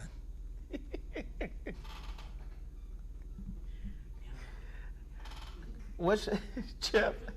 Yeah, you're gonna throw a dirt rock. What's your Cash App? $$ GBfunnyStyle. Throw a nigga a piece of change for doing something strange. Come on, I ain't the first to y'all niggas. I grew up with that. I throw you a piece of change for doing something strange. Yeah. Oh my God. Listen, man, this is just a weird ass time we're in. Let me just go back and say, man, like, you know, just like anger, you know, in relationships, you know, it's ubiquitous, right? You know, you see anger in little children, you know, the human condition, you know, to be a human is to be angry, you know, it's just kind of part of who we are, you know. You take a baby's pacifier, you know, and a baby shows frustration, you know. Just, this is what it is, you know. Anger, you know, from angst. From infancy all the way, you know, to adulthood. I've seen old people fight each other, you know, over parking spots or over, you know, the last Geritol or whatever, you know. I'm just saying, man, and you know, if anger is ubiquitous and we live in a very racist and segregated society, what makes you think, man, that, you know, that, you know, white privilege and racism isn't ubiquitous either? You know, I think it's really ignorant, you know, to be like, you know, there's no white privilege, especially when, you know, there's disparity all over the place regarding black men, you know. So, you know, this leads me, you know, to my next, y'all hanging the meat in here, it's chilling. this leads me to my next, topic. I mean, because people make these arguments like No, I'm good. Jason Williams and, Damn sweater. it's a wonderful sweater, man. It's very, pro-black and revolutionary. I love it, man. It's really powerful. Hey, Stacey Adams, thank you so much, man, for the super chat. That was very, very, very generous of you, Send me some shoes, size 10 and a half, gray with the burgundy on the inside. But I mean, I want to go back to that, the point about, fucking white privilege, You think it's isolated incidents, man, and that's what you guys are really, fucked up about. There are no isolated incidents, man. How about that? We live in a holographic universe, man. So what makes you think your society isn't holographic? You think we're just going to be racist in certain parts of the country? You think white privilege only works in certain areas and certain industries? They were too good at putting it together for that. So what about this, man? What about this little story here? Federal judge sides with Monique in Netflix discrimination lawsuit.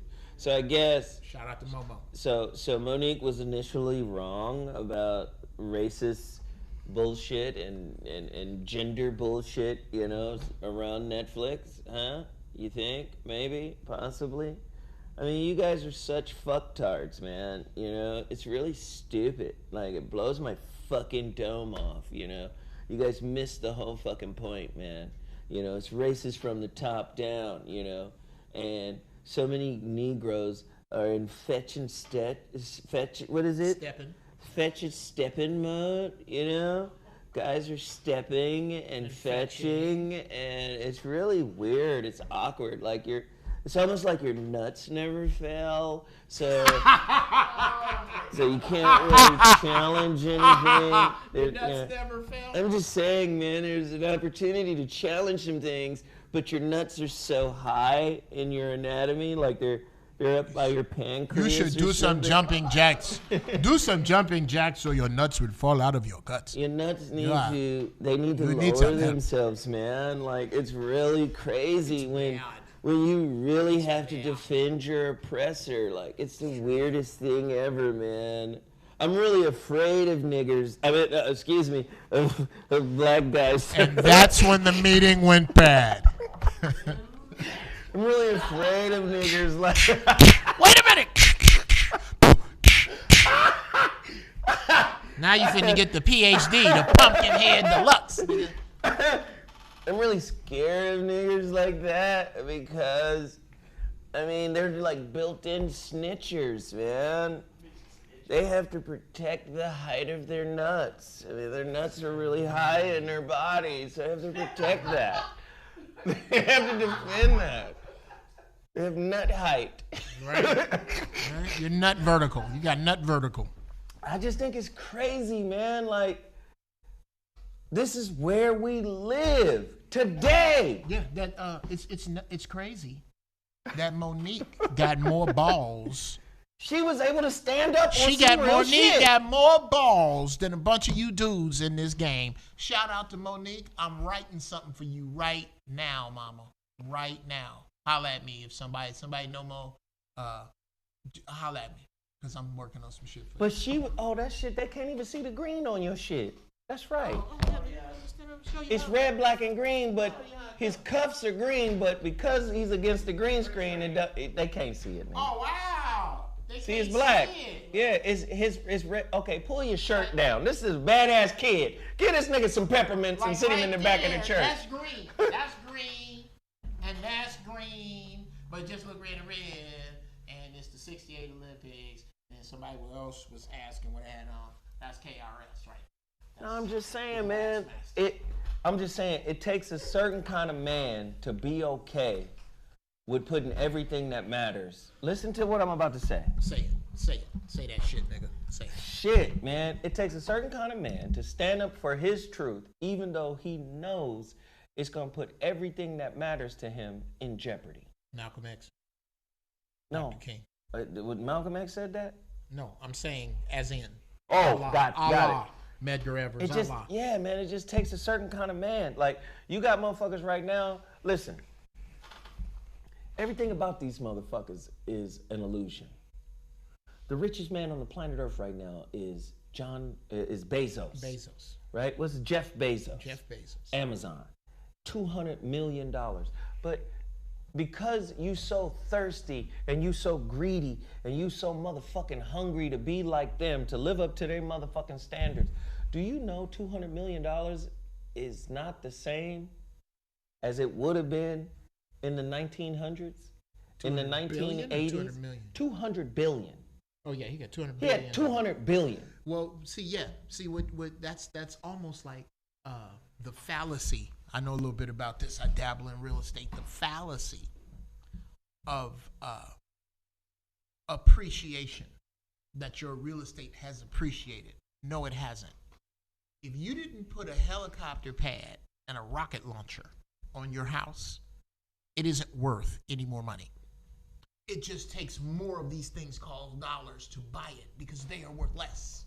That's the key. They're worth less. They're worth less. But people think, because you hear this big number, okay, if I told you I had 10 million pennies,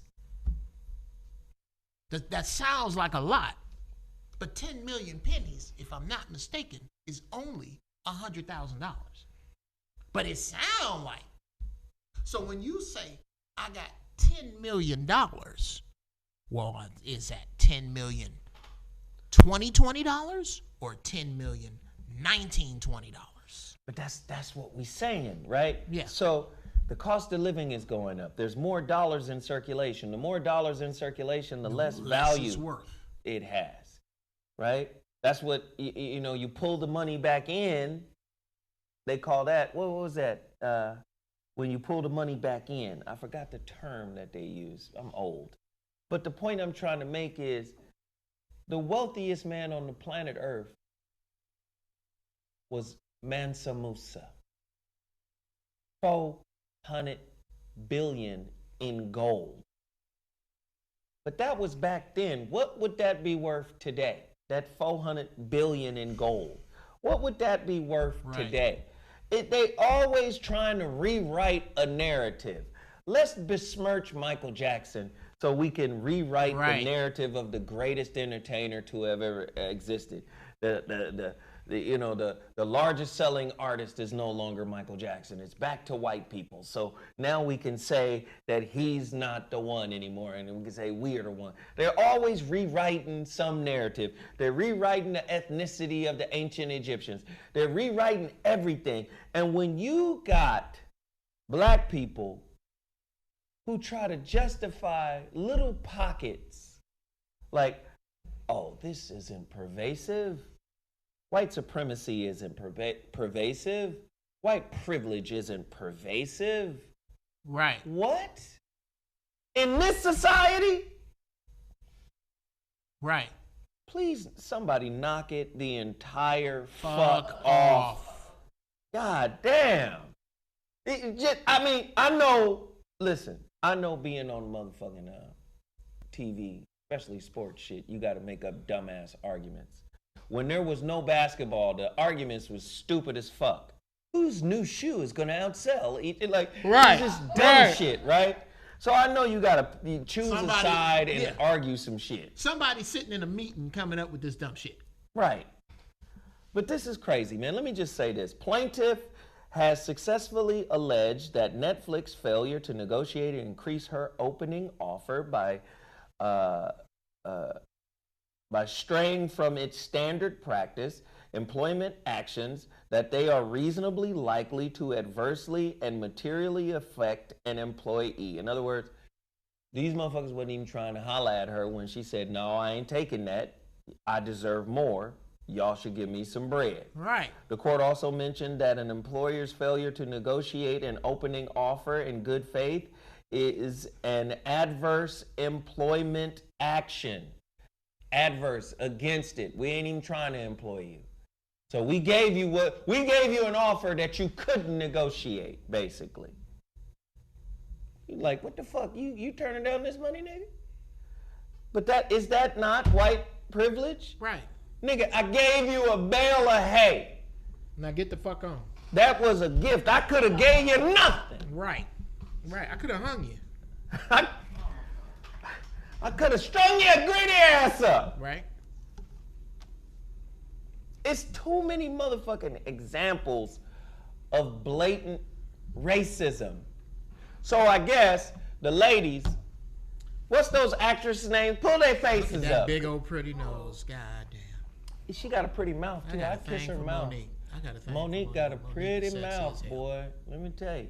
That mouth look like a little love seat. One of them little velvet love seats. The little fluffy pillows. Lord. Yeah. That mole look like a little chocolate chip. Yeah. And you know she smelled like Crown Royal right there with her hair. Lord God. She got a very pretty mouth now. Love black women. Shit. Hey, pull up.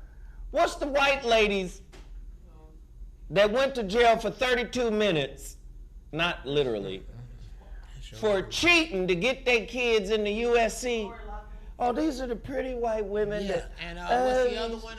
Felicity Huffman? Yeah, these are the white women. Oh my God, they're the stereotypical, quintessential white mom. These are moms. What are they doing in jail? How can you put mom in Well, jail? it wasn't built for them. Do you understand what I'm saying? They'll be out of place. I'm making the point. White women and Asians have no place in prison. It's everywhere. What are they doing here? It's everywhere. Everything black people created, you robbed and stole. That's the truth. Yes. Here in America. When they say black people built America, they mean literally. Look at it. Oh my God, Mom. Mom is going to jail. Oh, but only for 4 weeks. Right. The fuck? The 4 most pampered weeks in her life. What are the sentences? Look up the sentences. Can you see the sentences? Oh my God. So I'm just showing you how racism is pervasive. It is ubiquitous in this society. These are wealthy white women. Listen, we already talked about the wealth gap and how white people have 90% of the wealth in America. They already got wealth, but they still cheated to get their kids into college. Because it's never enough. Come on, keep going. Have you ever seen, if you notice, Warren Buffett is still fucking grinding. Do you think Warren Buffett is still grinding for Warren Buffett? That's not how that's only niggas hustle for themselves. White folks, they hustle for 5 generations down. Okay, now, if we really want to do something about these 2 white women right here, dear black people, here's how you handle this. You put your ear to the fucking ground for anything that has anything to do with these people's families, and you abandon it. Felicity Huffman, if you come near a television show, ever, in the name of all of the students in the hood that work their fucking asses off to gunfire, to sawed off furniture so they can stay low so they don't get shot when ricochets come through the window. For all of the bright students that should have had an opportunity to go to USC but didn't because of your daughter's rusty dumb ass taking up space. They've been doing this for years. For all of them, this is how we handle y'all. If I see Felicity Huffman in anything, I am going to let the sponsors know that I won't be fucking with their shit. That's how you get out like that. She only got 14 days and a $30. Who got 14 days and a $30 Felicity fine? Huffman. $30,000 fine.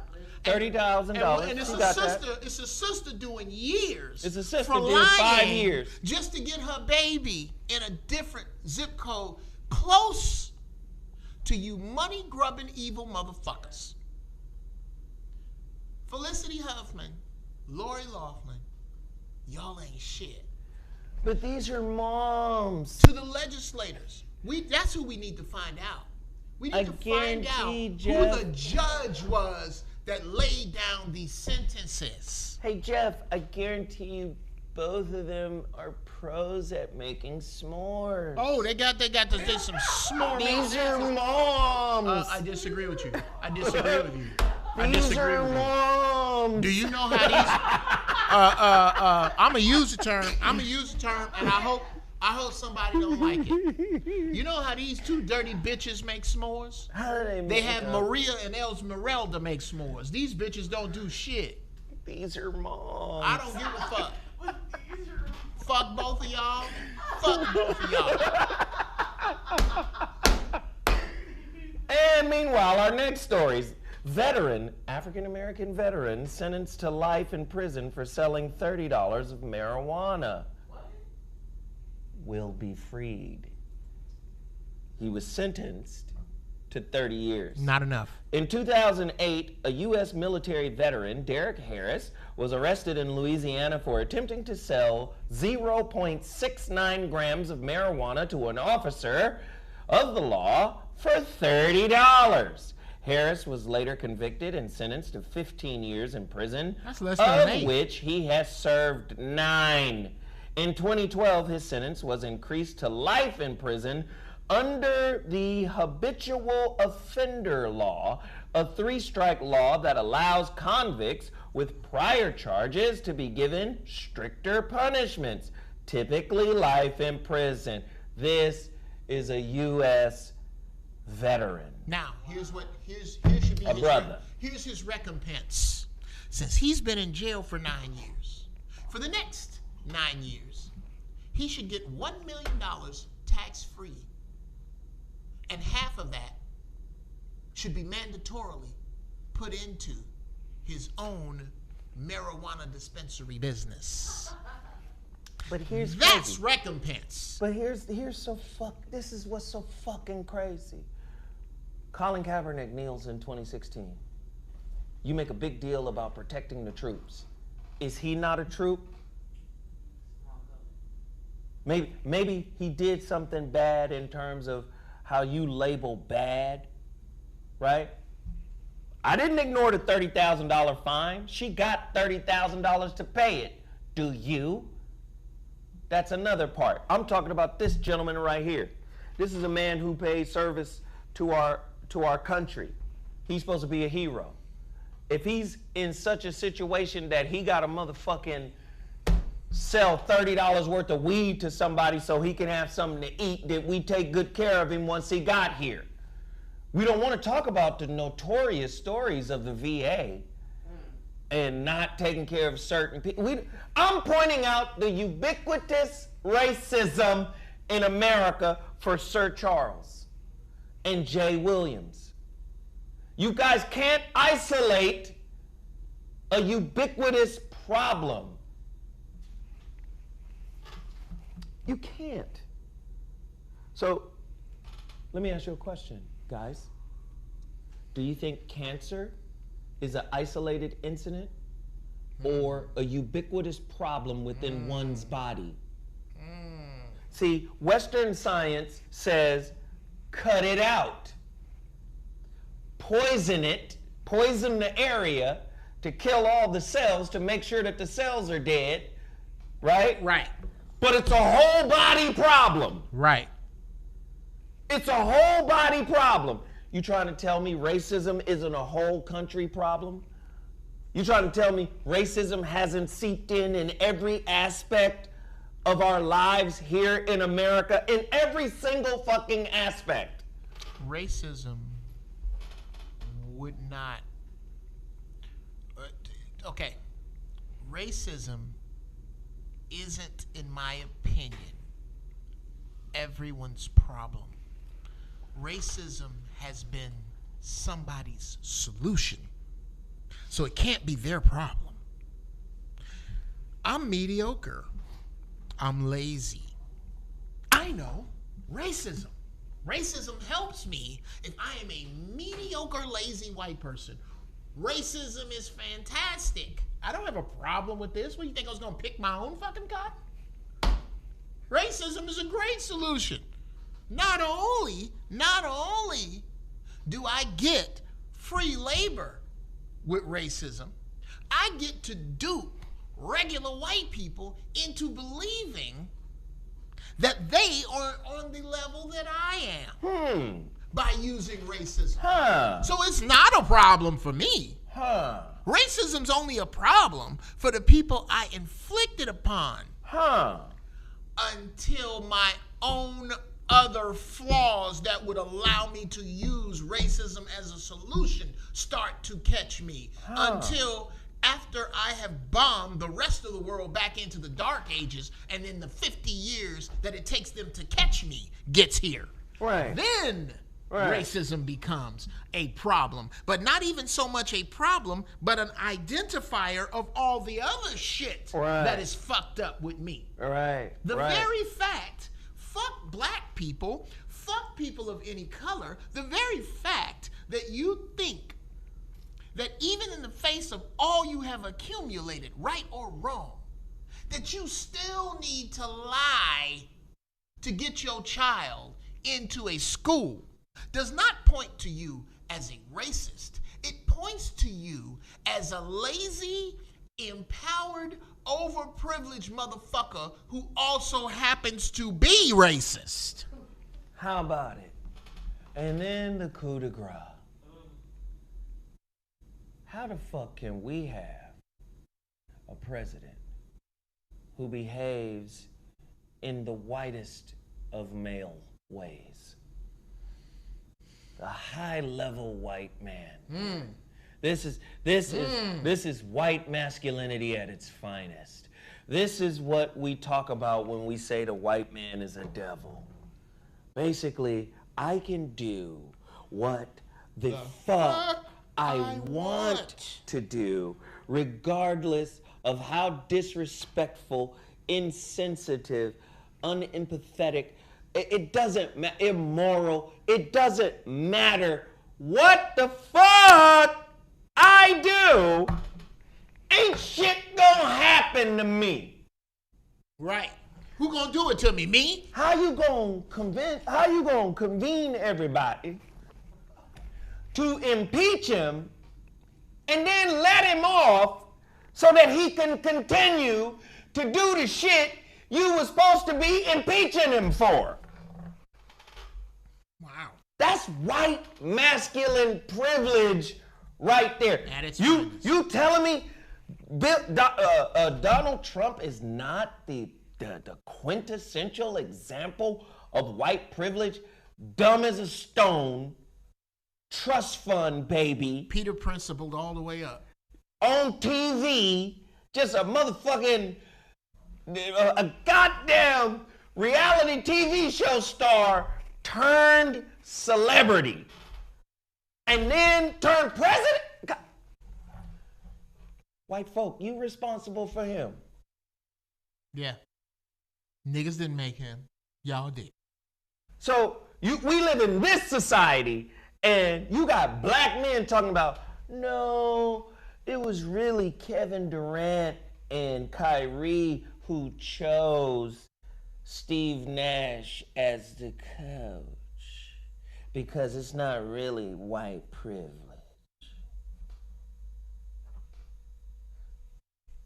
I'm glad it happened. I hope more happens. I hope the Klan chases you niggas off the floor to your locker rooms.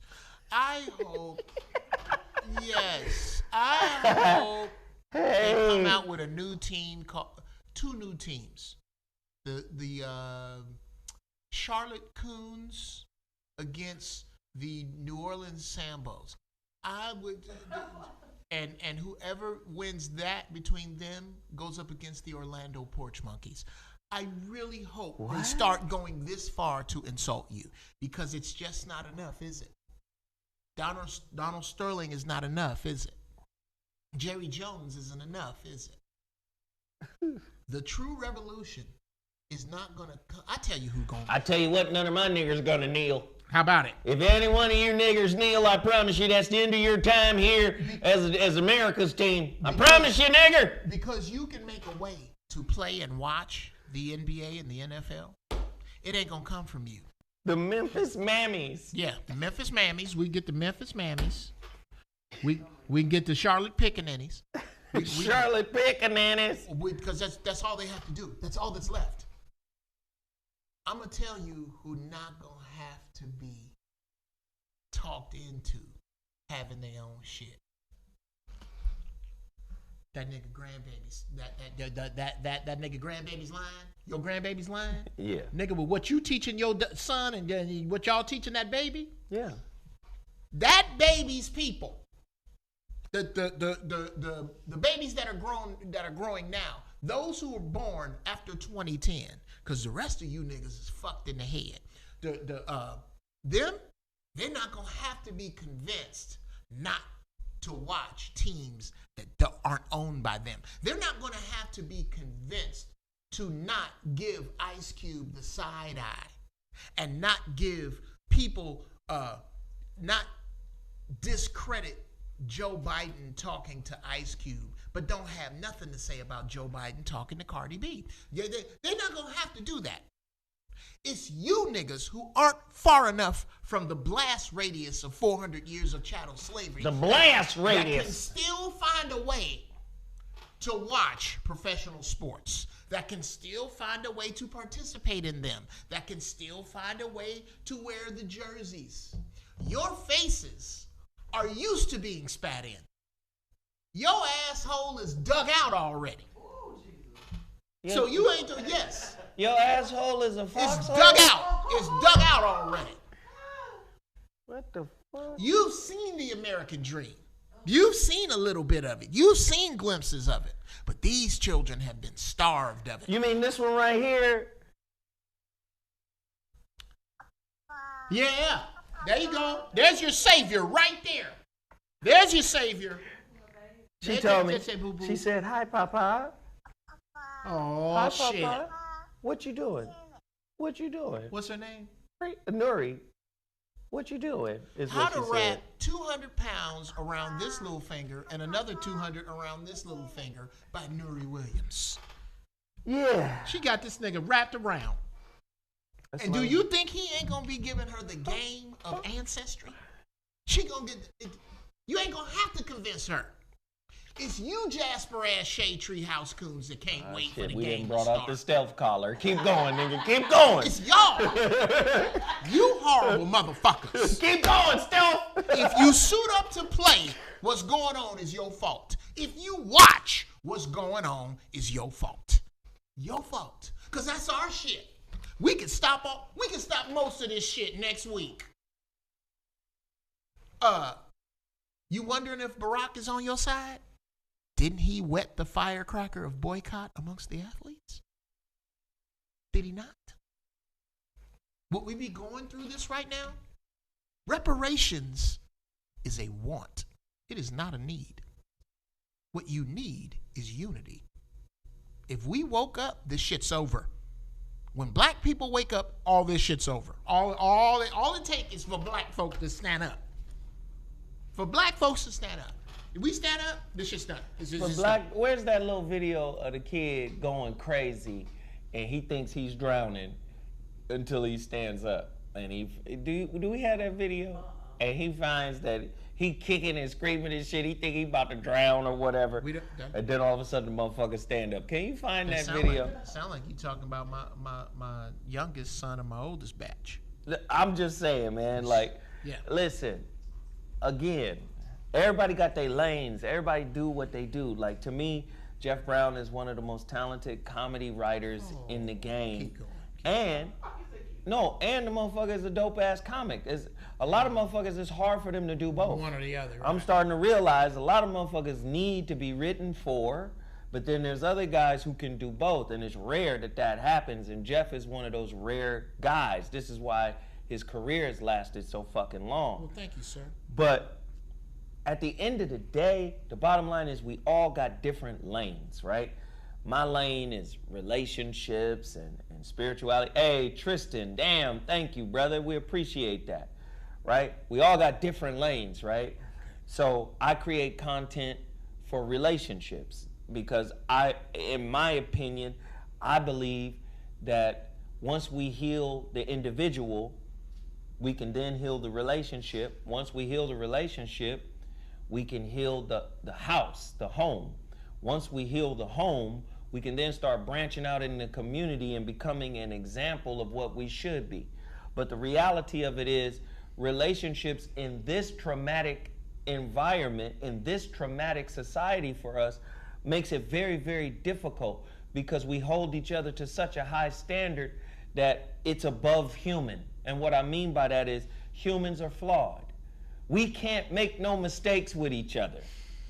We can't fuck up with each other because society has fucked us over so bad, we can't fuck up with each other. We are the only safe haven we got. And if we fuck up with each other, that relationship tends to be unrepairable. And that's why I create relationship content for us to try to deal with that shit so we can understand, okay, this is how we move forward as a collective. Geoff may do it through comedy. Other brothers out there may do it through different forms and different types of activism. But the bottom line is, if we don't work together, if we don't respect each other's lane, if we don't build each other up within each other's lane, and if we don't funnel all of the knowledge that the different lanes have to offer, if we don't funnel all of that shit back to our community, then at the end of the day, we're gonna be looking around, still being taken advantage of, still being disrespected, still a disaggregate community that can't rally together to change something in a lasting and meaningful way.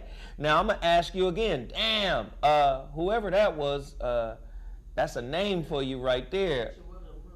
Nichawidumula, thank you. We appreciate that. Thank you, right? That's why I'm pushing my master class, because I believe this is something we can bring into the home. I believe this is something young boys and young students, man, I became self-aware, after my 30s. Like, really self-aware. Right. Like, I knew what I could do. I knew what I was capable of, but like really centered in the spirit of what I was about after my 30s, man. And sometimes when you don't have a strong grasp on who and what the fuck you are and why you're here, a lot of times the greatest collateral be the greatest loves of your life. That be the collateral for that understanding. Ooh, wow, bro. You see what I'm saying? It be the greatest love of your life. Like the most meaningful shit, you be like, the universe be like, well, because you don't know this, you got to give this up in order to gain what you need to know. And the shit be, it fractures you. You be ripped, like, oh, fuck, I need this. I need this. You know what it is? It's the scene in the Avengers movie when Thanos has to throw Gamora off the cliff to get the Soul Stone. Right. The universe be offering you the Soul Stone of you. And when you don't have the knowledge that the Soul Stone is within you, you got the stones, they all within you. When you don't know it, the universe puts you in a situation to throw some shit over the cliff in order to gain the knowledge of it. Because it's in the way. Because it's in the way. It's in the way. Here's an analogy back when I was teaching a comedy class that I would give. This is what happens to you night after night. Your comedy is like dragging, if you could drag a metaphysical closet door on stage, and you open this closet door, you know somewhere in that closet is a diamond the size of your fist. It's somewhere in there. But what's in there in front of it? Old football, hockey sticks, the shit you bought from Costco 2 years ago you don't need, old coats, just shit that goes in a closet. And every night you get on stage, you're digging shit out of the closet. And every now and then you'll pull something out of the closet that looks real nice, a football. And people go, that's a football. And then you'll pull a shoe out. They go, we kind of like that shoe, but what the fuck is that shine back there? And the more you pull shit out of that closet, the more the shine happens. And then one day, you will be able to, like Cedric the Entertainer, like Bernie Mac, give me some more monsters, Dave Chappelle, Cat Williams. You will be able to reach into that closet and take that diamond and show them a little bit of it if you want to, and a little more of it if you want to, or if you really want to, you will be able to take that diamond out and go like this. And everybody will see the excellence of that diamond and stand to their feet. Well, what the universe does is it helps you clean out that closet, and some of that shit you're going to take out of there is valuable. Mm-hmm. Some of that shit is valuable to you in the yesterday because your brain is in the fucking yesterday.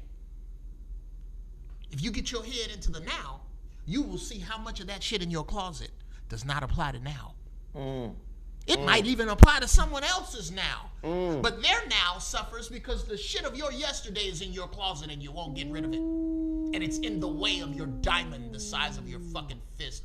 Clean your metaphysical closet. Jesus Christ, man. Where the fuck else you gonna get this kind of shit but here? I'm just saying, man. Young old nigga talk. This is what it is. Yont. Y-O-N-T. Yont. Young. No, that sound like one of them names for the like younch. For the yoni? For the yoni. Yont. Girl, you got a wet younch. Mm-hmm. All up in that younch.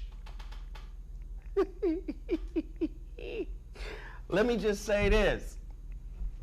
Like on some realness, man.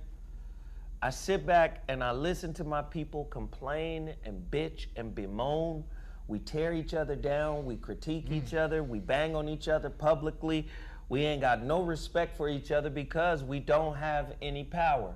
We don't have any power in context of what this system says power is. But let me tell you, we've got power innately if we would go back like the young sister who is Japanese and Haitian. Go back to your original ways. Your original way was centered in balance, was centered in nature, was centered in unity, was centered in respect, was centered in honor of the family, honor of the community.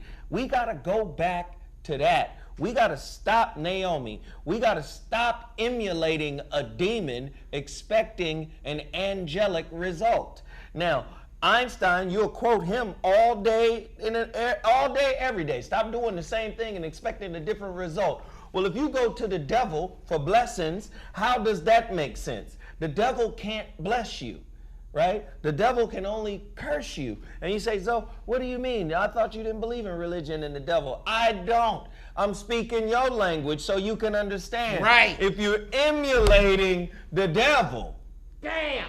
I'm putting it where you can get it, and you can't get it where I got it, so I'm going to put it down here on that devil dude. That devil made me do it. Do you understand? The devil is busy.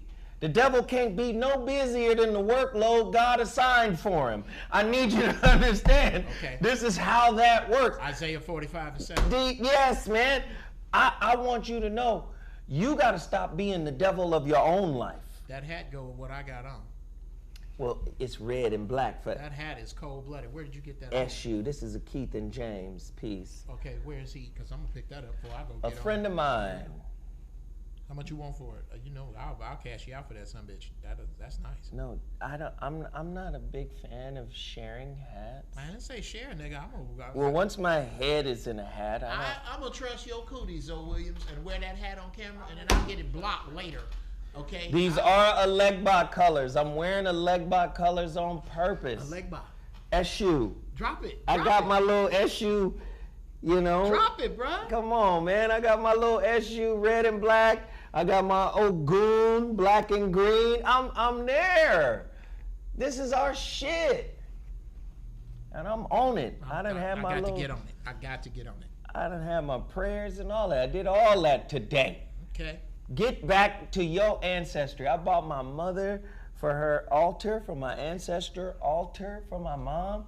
I bought her favorite shit. Okay. A 44-ounce orange soda. I got it. Some donuts. I got to get on somebody in the chat room when you get. I put a goddamn pastrami sandwich on the altar. Refresh the water and the gin. Give them what they used to eat when they was here. Yes. And they gonna be on your team. They gonna rock with you. These are our people. They live in us right now. If you take the blood out of my body, you can find my mom's DNA living. Literally. And if my mom's DNA is living, that means she's alive through me. And you could take the same blood out of my granddaughter. My mom's DNA is in there too. She's living. Y'all need to understand, man, they made your shit demonic. They made everything about you demonic. And now what? We got to convince you to work with your people because what? You've been brainwashed and hoodwinked and all that other fuck shit to believe that the only power you got is to put down your own brothers and sisters. That's where your power comes from. Nigga, what are those? What kind of shoes is that? What is this? Right. What, nigga? The white man defines you, but the black man refines you. How else can you find a way to ridicule another black man's poverty? How do you find that? The only way to find that is if you're lost. All right, look, we went way over. Let me just say this. I need y'all to make a move on my masterclass. I need y'all. This is a tool.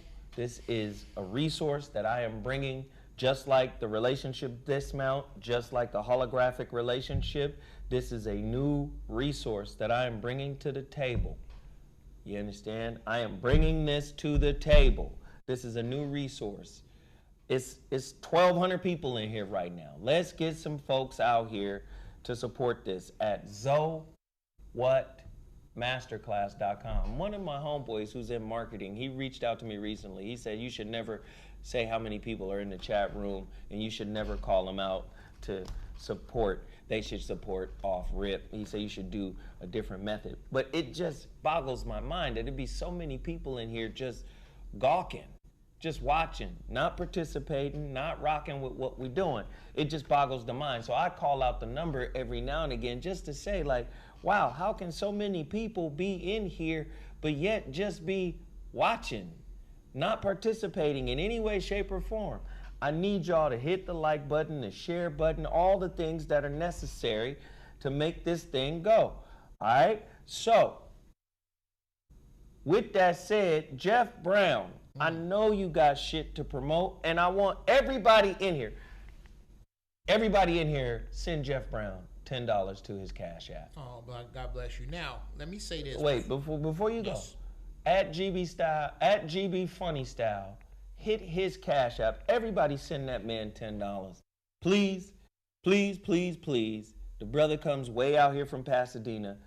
Please, please, please support that brother's Cashapp. Geoff? I gotta address this, bro. Because anytime I see hypocrisy or danger in it, I gotta speak on it. I'm looking in the chat room, and I'm seeing a brother who is, I'm calling him out, Brother Derek Washington. Brother Derek Washington. I'm going to have to call him out. With love, brother. With love. What Derek Washington say? For you to tell Zo to summon Eshu, Elegba, to point out Elegba colors, to say red and black, let's start the ritual, to cheerlead us, to champion us with our own shit.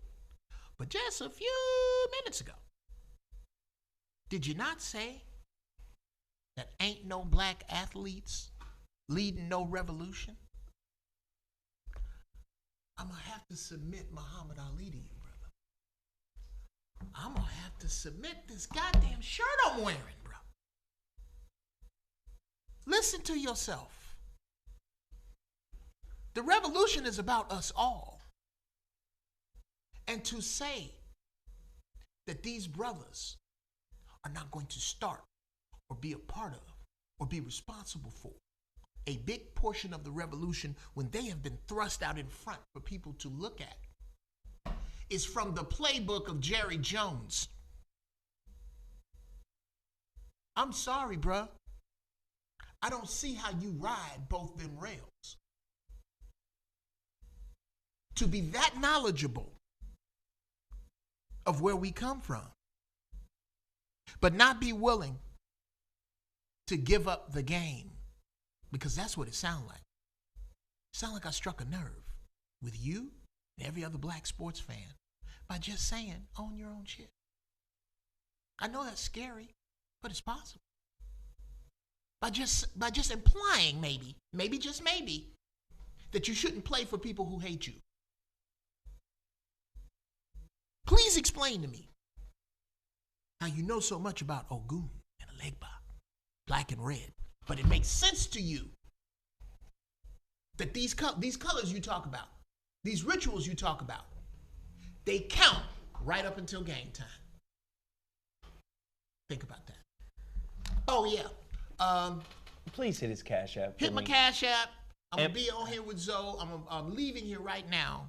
DL Hughley actually starts taping in about 30 minutes. And you got to get there, bro. You got to get there. I'm doing that. The Giraffe Balls is on hiatus for a few, just until I can get my studio. Why your shit always starting and then go on hiatus? Because I'm sputtering over there. Because you're a Taurus. I'm bruh. When was the last time we had a Stevie Wonder album, nigga? Right, exactly. Old slow ass molasses creative niggas. Yes, I create slow, but really, it's gonna be the shit when I come back out, because I got all my pieces in place. I got all my shit together. I got my shit together. Now I got to get strong enough to pick it up. Look at Big Mama looking at you. Look at him, Lord. I don't believe look none at of this shit. Over there with them goddamn excuses, Lord. That ain't shit. He ain't from our I tell you generation. what. I can tell you what. If he ain't got the goddamn show on in 2 weeks, he gonna have a meeting with Dr. Green. Is what's gonna happen. Dr. Green. Love Dr. Green. Love Dr. Green. Dr. Green gonna meet up with you, boy. You gonna have a little meeting with me and Dr. Green. We're gonna have a little counseling with your little ass, you know. Hey, Geoff, go on, handle your business. Yes, sir. Gotta get up. Sarah, pull up your Cash App, because I want people to support you as well. Yes. Please pull up Sarah's Cash App. Sundays with Sarah. She does a lot. She be fucking up. Sundays with Sarah. But she does a lot. Sarah, you know you fuck up a little bit now. Sarah had me sitting outside waiting like a $10 hoe the other day. Did she? Like I was a $10 hoe up in this motherfucker. Sarah got here 5 minutes before the show was supposed to be on. I said, God damn, Sarah. Then forgot her keys. Had to call a nigga with the keys. Can a nigga with the keys come up here? Because I done left. I said, Sarah, God damn. This is not how this goes. This just ain't how this goes. You know? So y'all please support Sarah. $ Sundays with Sarah. And also, people are telling me that they're trying to Cash App me, but they can't seem to do it. So, of course, I don't know what to say. My Cash App is $REWZoWhat. I don't know what's going on with that. I've heard that a couple of times recently that people tried to Cash App me and couldn't do it. But if you're having a difficult time Cash Apping me, you can also donate to my website directly. My website has a donate button. You can go to my website, IamZoWilliams.com. Can I shout out some of the people who Cash App me? Yeah. Oh, wow. Thank you, Donald Silver. Thank you, Truemonger. Thank you, Jeffrey Brown. Thank you, Less Than Fitz, Lawless, Pauline Taylor, Dedrick Hill, Christy Vella Joint, just everybody who's ever Cash App me. Thank you so much. I just send the heart back to you because I don't know how to, and I honestly am trying to find the time, but I don't know how to form letter thank all of you so much, because I know where we are right now. For you to do this for me, and I know what that means, right. And I don't take it lightly. I don't. It's from $1 to whatever you send. I wish blessing to from the Creator to you, just the same. Thank you so much. And that was very heartfelt, and you were about to cry and shit, but it was so still stupid. Interrupted me while I was talking about the difficulty that was happening to me. Oh, hold on a second, Zoe. With your bullshit, with your problems. My shit's great. I pray to Jesus that you are healed, that you are touched By his stripes. by his spirit and his might for your edification of me and mine's. Thank you. Ooh, should have come in the Chevy. Ooh, should have come in the Cadillac. Thank you, Jesus. No, but listen, my Cash App clearly isn't working. I'll figure out what's going on. But you can also send it to my PayPal. I think my PayPal is ZoWilliamsOrders@gmail.com. You can go send it to PayPal. You can send it to my website. Where's the PayPal again? ZoWilliamsOrders@gmail.com. But what I would really love is if you guys would support that damn masterclass. ZoWhatMasterclass.com. Get there right now. Get your people involved. Listen, we gotta go. I got to go. What I got to do? I got to take my son, my youngest son. You met my son? So I got the young lion. Okay, that one, yeah. I don't think I met the other one. Did I? Yes, you have. Brought him to the studio several times. And then I have the young panther. This is the young chocolate version of me. Okay, how many kids you got, Zoe? I got 3, and I've always had 3 since you know me. How old is your youngest boy? The boy be 19 this year. I don't know nothing about no boy under 19 now. See, this is what weed does. This So I'm clear on the effects of weed. Okay. Maybe you're not. But you get to, yes, I'm doing it. You get to watch it. I don't understand. Okay. Jeff, I don't understand how you could forget one of my children. I'm going to sleep you now. I've never forgotten your entire tribe. My tribe, yeah. Of Jefflings. My Jefflings, yeah. They out there. I can't believe that, Jeff. I got the 2 Jefflings. So my youngest kid. Yeah. I gotta go see him. What's going on? He wants a burger. Okay. And I got a camera for him. Oh, okay. That I got off of eBay for like $50. Okay. That's. So I found him a camera. He wants to do some shit. I was about to say that's where the dreams start. Yeah. So Absolutely. I'm like, I got it from eBay, so you know ain't none of the accessories with the bitch. No. So. Well, I got some dope ass photographers if you need some. Ain't words none of the wisdom. accessories with the motherfucker. You got the camera now. Look, my son texted me. Look, my son texted me right now. Look, listen to this shit. We gotta do this shit. You know how many kids woke up crying? Because you know kids don't give a fuck about what your schedule is or what you fuck do. your schedule. They don't give a fuck. Dead. Watch this. Yeah. Hola, Dad. Hey, what's happening, man? Just chilling, watching funny videos. Why you rushing me? Oh no, I just wanted to know when you're gonna be here because my mom wants to go get noodles and I was gonna go get her something across the street. Right. Just quit And I didn't disrespecting know, your boy's time. Look, hey, my mom needs shit done. Right. Where you at? We on the radio right now. You live on the radio. Tell him, Young Panther, you got a schedule. I'm live on the radio. Yes, Yeah. sir. What's going on, Young Panther? Well, hi. Hi. Just like you. You sound just like you. That motherfucker That's crazy. some, who the hell are you? Hey, That's your boy. he got jokes too. He basically said, my mama has errands for us to run, Right, nigga. right. Where you at? Okay. You ain't got to deal with mama's mouth after this, okay? You better get your shit together, daddy. All right? I got shit to do. I'm trying to get What mama the her fuck? shit. Handle my shit now, daddy. Come on now. So look, I'm still in Inglewood. I'm live on the air. I'm about to get off in 2 minutes, and then I'm gonna get on the freeway and head to you. All right. All right, you solid? Yeah. You good? Yes. Is I'm it- all good. Is there anything you want to say to the audience? No. Honestly, no. No. That's yours. No. That ain't All right, mine. I'll let you in a minute, man. All right. All right, man.